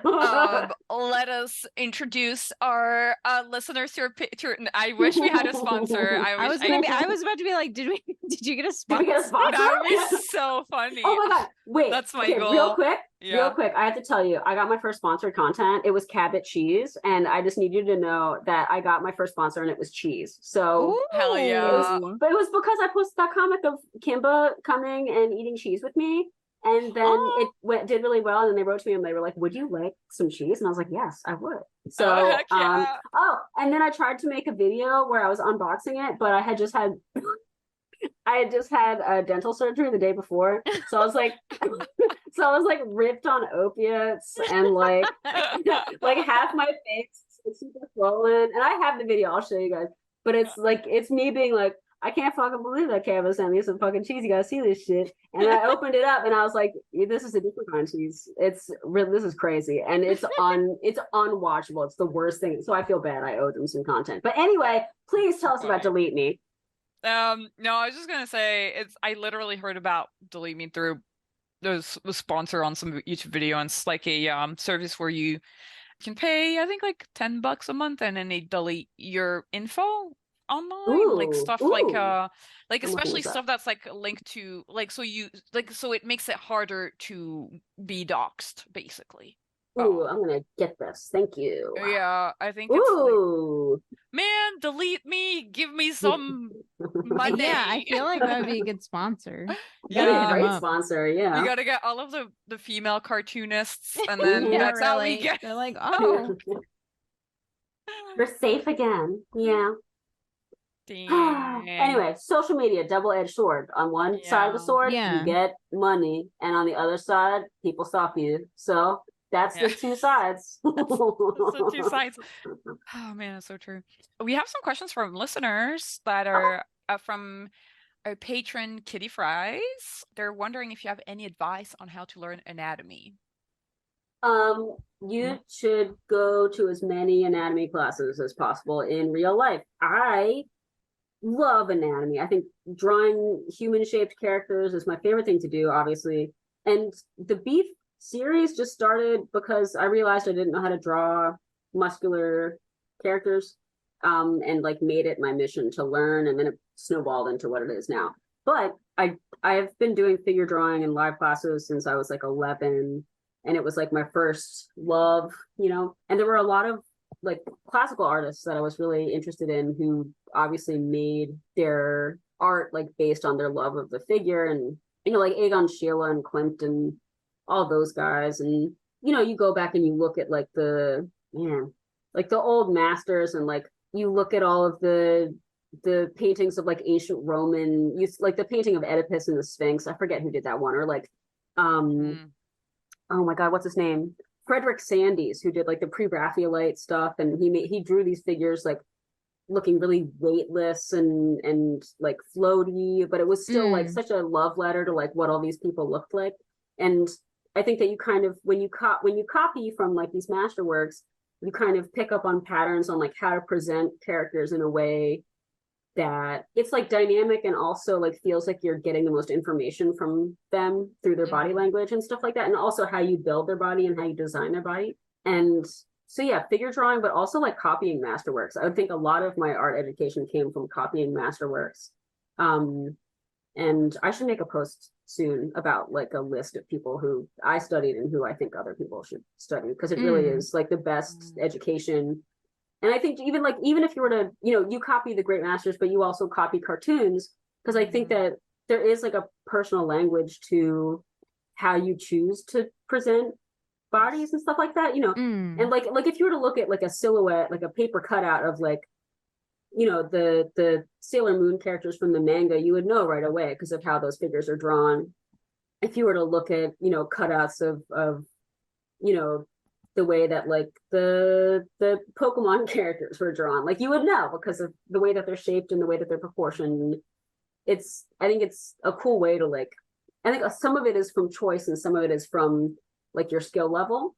And both of those things are, it's not bad, it's good. Like, I think that being limited by your skill level can be a really good thing. And I think that especially when you're talking about like expressive like figures, I think that that's one of the biggest things. It's just, and it's not just drawing this, like drawing figures over and over. It's interpreting other people's drawings over and over. So that's like drawing from masters is really important, I think, to me anyway, because they all had their individual hand, and by seeing their hand, you can kind of develop your own a little bit.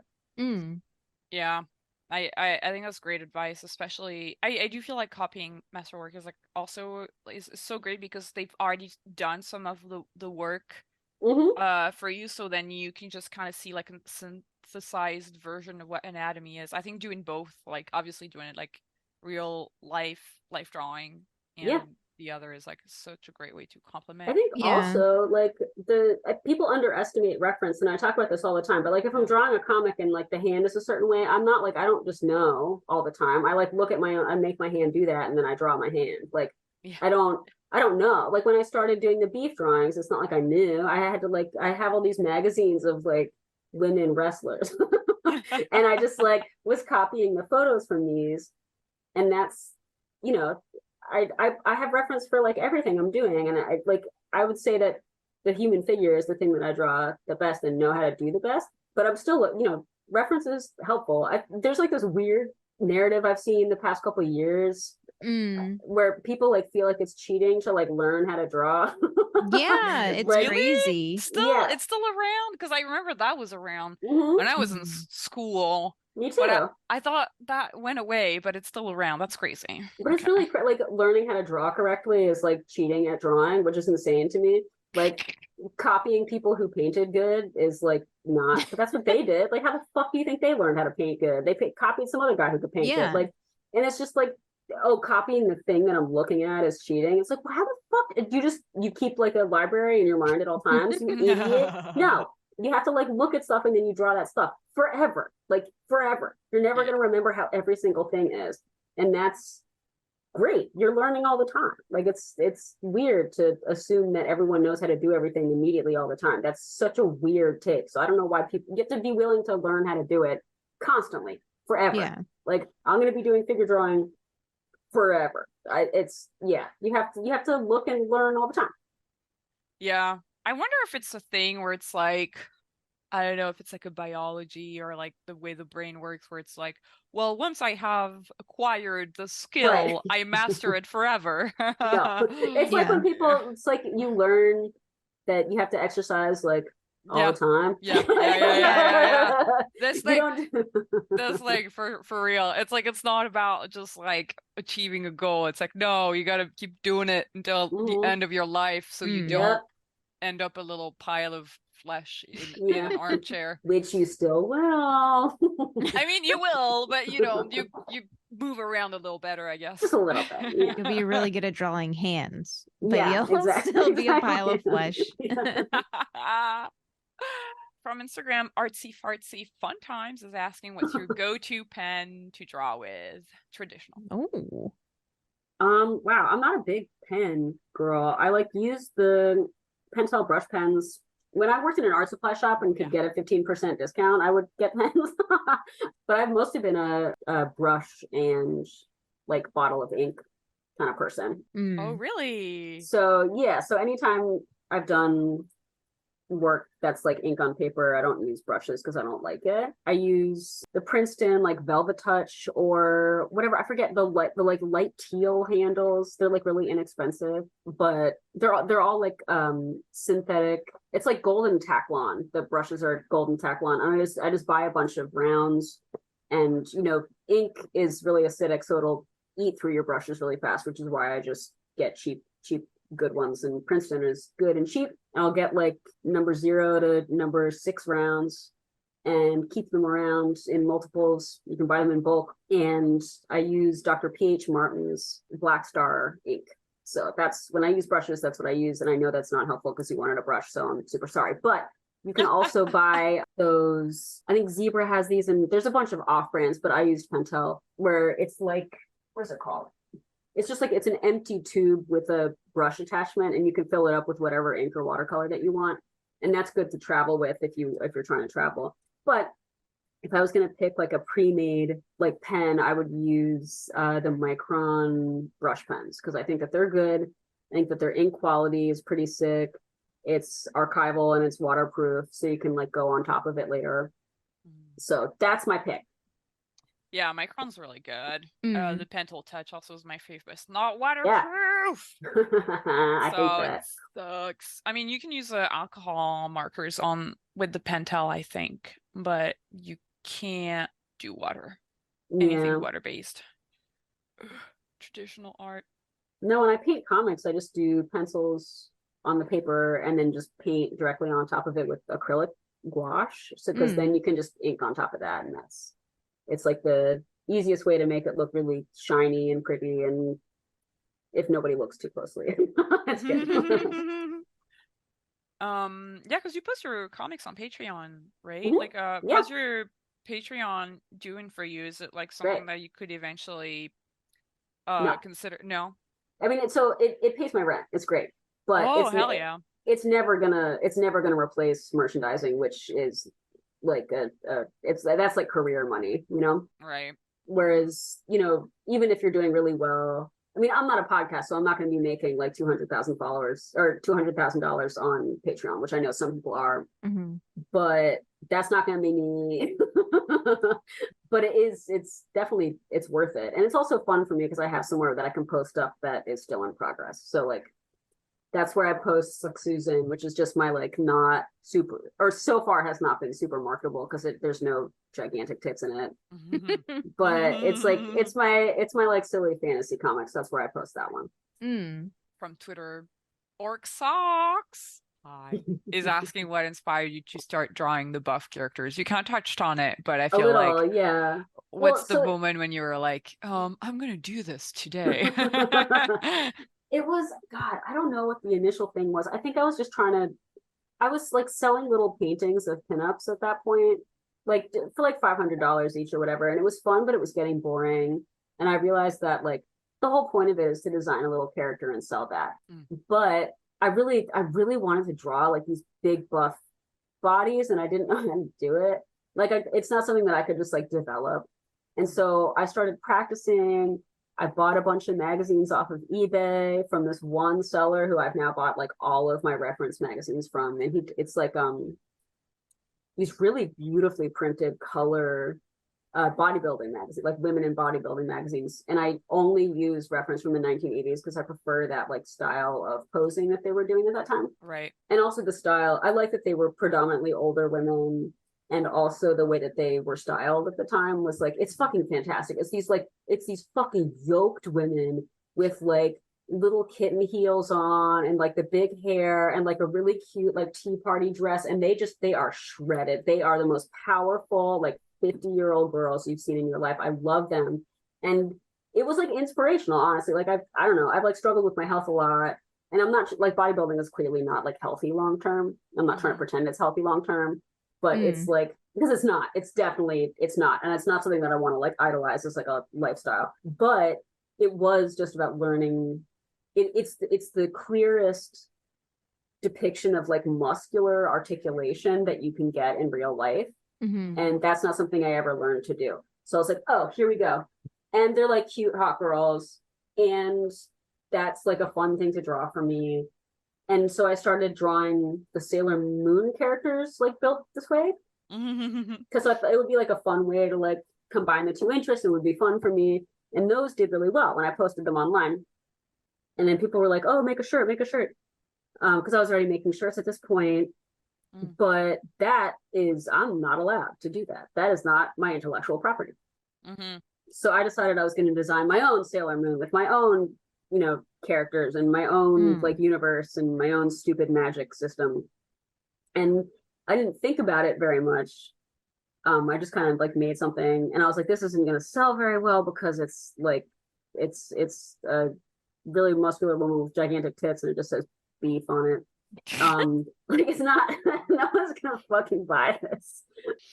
But there's no risk to me. So that's something I'll say this too. And I recommend this to anyone who's starting out selling stuff is I use a pre-order model every single time. So there's no risk to me. I'm not like buying stock and then worrying about stock not selling.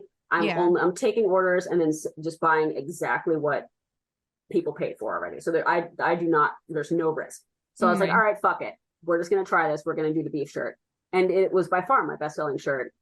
And it was so, I was like, oh, I got to like scramble together a story for this. And it was such a bad story, but it worked fine. And then as time has gone on, it's been really fun to like connect a story to like developing these characters and like really challenging myself anatomically. Yeah. And like it kind of became this whole world that was really sweet for me to like witness and watch, like people wearing it and people feeling like represented, or like people, it was really sweet to like watch people respond to like combining physical strength, which is I think a pursuit that a lot of people have with like magical girl, the aesthetic that we all grew up with, and sort of feeling represented.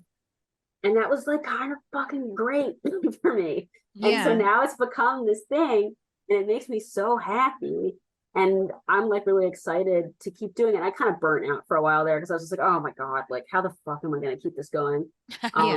But I've like, it's been years now. I can't believe it's been years of me predominantly doing, it's been like 2 years, 2 and 3 years of me doing the beef t-shirts in that universe. And it was, again, it was like an accident that I didn't think about. But it all started just because I was like, I don't know how to draw this. And then I was like, I'm going to do Sailor Moon. And then I was like, that's illegal. So I did beef. And now I'm like, I've developed this whole like magic universe and I'm trying to build a magic system and like the stupid story and like try to keep it funny and silly while also pushing it forward. Because that was, Bird Boot was a lot easier to push forward because there were less rules. And the issue with beef is that it's incredibly hard to draw like 6 incredibly muscular women in the same frame. It's really hard. I bet. And I have to keep doing it. And it's so hard. You're like, oh God, why didn't I make these bitches skinny and just like a stick figure? It's so hard. And I'm like trying to do these different angles. But like the thing is that like in real life, those tits wouldn't fit. So I have to like figure out where to put them so that you can still, like if they turn this way, they're not completely concealed by their tits. It's like, it's all these problems that I didn't think about when I was like, I do like some of your framing though. Sometimes it's like really insane how you frame like under the boob or something. You do little like so negative funny. spaces. It's so good. I am trying. I swear to God, I'm trying. But it's getting increasingly harder, especially since the model is. And then they discovered this new character like that. And then I just have to keep doing this forever. And then there's gonna be like 40 of them. You gotta kill some off. I know, someone's gotta your fucking fans die. are gonna come after me. I know. Get rid of one of them.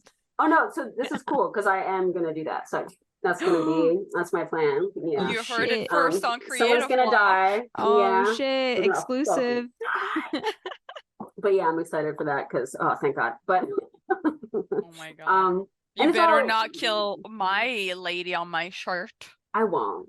She's safe. She's safe. But only because you asked. Yeah. I love clowns. So oh my God, my clown woman. Sabrina, I think that's like because you were like, oh, like am I gonna keep doing like muscle women forever? But I feel like the clown was kind of like branching out like a little bit, and I feel like from my perspective I was like, oh, this is popping off. So I'm like, I just want to see you draw like, I think anything. I think it gets to the point where people are like, oh, we came for this, but I mean like I hope that people are along like for the ride. Yeah. Wait, can I show you? I'm going to show you. No one will be able to see it, but I'm going to show you because I want you to see it. But this is you guys can have spoilers if you want. I'm still drawing it. But the next girl is can you see her? Oh, nice. Oh, cute. Yes. She's really sweet and I really like her. And it's the stupid evil bunny, but she gets transformed. Oh my God. She gets transformed into a hot lady. I'm gonna buy this one. I can really feel it already. Yeah. But I made her, it's gonna be fun to write her. Yeah. But I hope that people will like evolve with me so that I don't have to draw the world's hardest subject forever. I love that. Have you ever had like because I know sometimes you post like like you'll get like pretty like big people, like whether it's like a big celebrity or like, you know, like not to be like, oh, they're not a celebrity because they're on social media. They're But I some mean, it's kind of stupid bitch. Yeah. but it's like they'll be wearing the shirt with, have you like, what's the number one where you're like, oh shit, they got my shirt? I mean, the one who makes me the most money is Stavi. So Stavros Halkias, I don't know if I'm saying his name right, so please God don't sue me.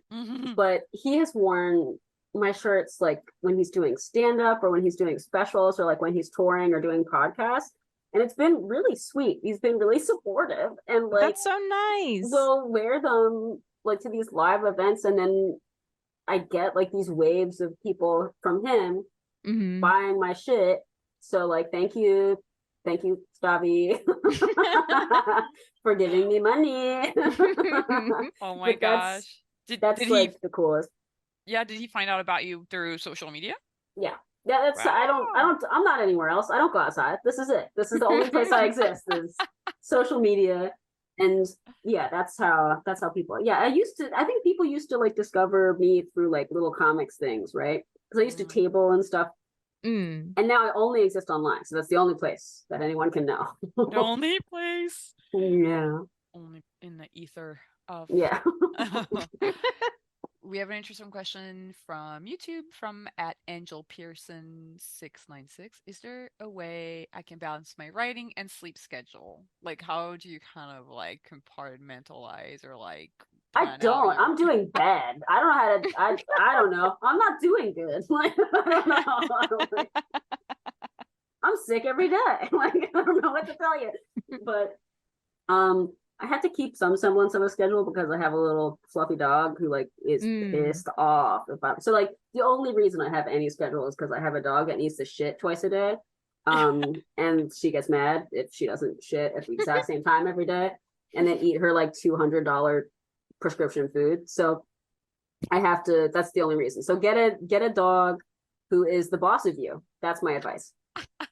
Yeah. Good advice. Honestly, like I feel like, I don't know, it may not be like official advice, but when people are depressed or like you're at a low point, getting a pet, like a cat or a dog, like it's like, okay, I'm not going to take care of myself, but I will get out of bed so I can feed this animal. And like, no, it's true. Yeah. I think that actually the only reason that I'm like still, not to sound dramatic, but the only reason I'm like still around and like ever was trying to improve my circumstances at all is because I got the dog and was like, she's so beautiful, she deserves a good life. Yeah. Like, I have to do a good job.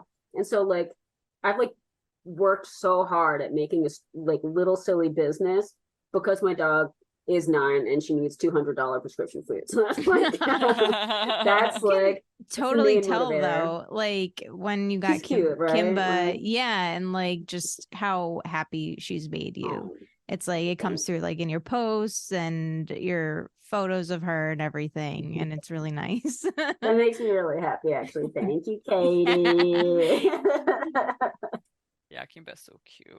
She's the best. I fucking love her. She's like almost like a cartoon. Like obviously you're drawing her like a cartoon, but like her snout and everything and like the way she acts, that little, it's like a little unreal. Yeah, no, she's ridiculous. It's really, I can't believe she's a real dog. When I first adopted her, I remember being like blown away by all these little things that she did that were so like Disney like dog things. Like I remember, I think the first week I got her, there were these 2 little kids waiting for the bus stop. And they were like, oh, cute dog. And Kimba went like trotting up to them and like did her little prancing and like played with the little babies. And then they gave her a flower when they got on the bus. And I didn't see it, but Kimba turned around and came back to me with like a little fucking flower in her mouth. And I was like, no fucking way is this for real. Are you kidding me? And she's this happy little dog and she plays with all the babies at the park. And I just can't believe she's a real animal. It's crazy. So that's, I love my dog. Yeah, she's so cute. I like you posted that story of her like wanting to play fetch, but then being like sassy about it. That's so cute. That was so cute. She's funny. Oh God, I love her. I love my dog. And I guess our very last question from Ninja Panda 393 on YouTube. Beautiful. what inspired and motivated you to make comics? I feel like it's changed a little bit over your career because you touched a little bit on like the auto bio and then the shirt making, but is there Yeah. any deeper? No. No, autobio was just like an impulse. I started making comics. I like really wanted to for a long time before I did it, but it felt like impossible. I felt like I didn't have the skill set to do it, or it was just like out of my reach for whatever reason. And then it became accessible because I started doing it with really low stakes. And I think that one of the things that people struggle with when they start doing any art form, but especially something narrative, is that they're like, I'm going to write the Lord of the Rings. I'm going to write the greatest epic. I'm going to write the Odyssey. And it's like, no, you're going to write a comic about how you got a sandwich today. And that's great. Like, that's enough. That's fantastic. But I think that like seeing other people validate the practice of making a comic out of like a very small idea that's like not really it's the thing with autobio is you do have to write it, right? But the premise of the story is written for you by an experience that happened, right? You're not doing Lord of the Rings. You're writing about how you got a sandwich today. And then you get to decorate that with your own language and your own meaning, and you get to like steer the reader into what so like even if it's one panel, right? You can make the stakes as high or as low as you want. And so when I discovered that you could just make a comic about the smallest thing that's not that important, it didn't feel like this big towering thing that I had to like master before I started doing it, or I had to be a good writer, because I wasn't. And then with that, like confidence to just do it came like a nice way to keep a diary essentially. And so I was just kind of doing diary comics for myself. And then they got really popular. So then I was doing them for the internet and approval and accolades and praise. And then it was for money. So then it was for as a way to functionally tell a story involving a character that I made up on a t-shirt. And it's funny, it's sort of being forced into a motivation because it's fun and it's cool, and it's like it doesn't have to be that serious or big. It doesn't have to be like about anything really. And I think that that's what's nice about comics, is that you can kind of like, you can take as much time as you want. Like you can show something as slowly or as fast as you want. Like you can make like a moment last for like 6 pages if you want, just by like showing, you know, different pieces of the same scene, or you can manipulate it in a lot of ways that you can't in other mediums, because the time that's taken by the reader to experience it is completely variable and based on them within reason, unlike music or unlike, you know, animation. And so it's this really like pliable, like malleable thing. And you don't have to be good at drawing, really. You don't have to be good at writing, really. Like you'll have a better product, but you get there by doing it.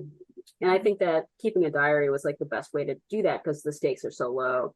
And so my motivation was just for me. And then when it came to making the shirts, it just seemed like I already know how to do this. I don't know how to run a business, but I do know how to make comics. So I just made comics for the shirts. And that's it. And now I'm here and I've been doing it for a while, and it's cool. I like it. Oh, that's awesome. This is such a great advice. I do feel like when people are like, how do I start making comics? It's like, just don't be a perfectionist. Just do something really small. And it really is. It can yeah. incremental. You can do one panel. You can do like you can do fucking Charlie Brown. You can do one panel comics. You can do God, what's that comic that I hate from the paper? That's been around since the 50s. What is it? It's not Dennis the Menace, it's the other one. Family Circus. Family Circus. Family Circus. Yeah, I love that you hate that one. Did you know that Creative Block fans, Family Circus, it's Glenn Keane's dad. So oh shit. All right. I love the Family Circus. And I think it's really good, actually. I think it's more that when I was a little kid and I used to read it in the paper, I couldn't tell the difference between the little boy in Family Circus and Dennis the Menace. And I kept like being confused as to why the artist kept changing. And I would get angry about it, because I grew up without a TV. That was my only media as a kid, was the funny papers. So I remember being really disappointed, being like, who the fuck drew this one this week? What the fuck is this? And also it's not. So anyway, what I meant to say was I love that one, and it's really good.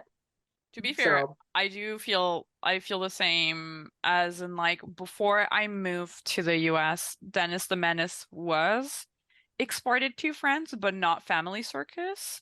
And I um was confused about Family Circus in the they same way look the you were same. confused. Yeah. Yeah, it's I like was a like mischievous little boy. I thought I don't know. I read the comic, I was like, this is not how I remembered this guy. And then I was like, Yeah, there's two of them. there's too many. There's too many mischievous little American boys. They're all blonde. Yeah, I know. Oh my God, and Calvin. There's Calvin. There's too many. Yeah. It's funny that they're all blonde. Yeah. I never thought about that. They're all the same. They're all the same little, but Calvin doesn't have freckles, so I guess he's a little different. Yeah, no, this is the only differentiating factor. Yeah. Also, the fact that he has a disease where he thinks that the tiger is his friend. So Well, anyway, that was so fun. I'm so glad that you were able to come on and like come so late too as well, because we're on different coasts, so it's like Mm. yeah. And with that, I would say it's the end of this creative block. yay! Yeah, that was awesome. Just Yeah. hearing everything. And I feel like, yeah, I like that we're interviewing more comics people, because I don't think people realize like how much comics and animation are They overlap. intertwined. Yeah, for sure. Rebecca, thanks for being our guest and sharing your story.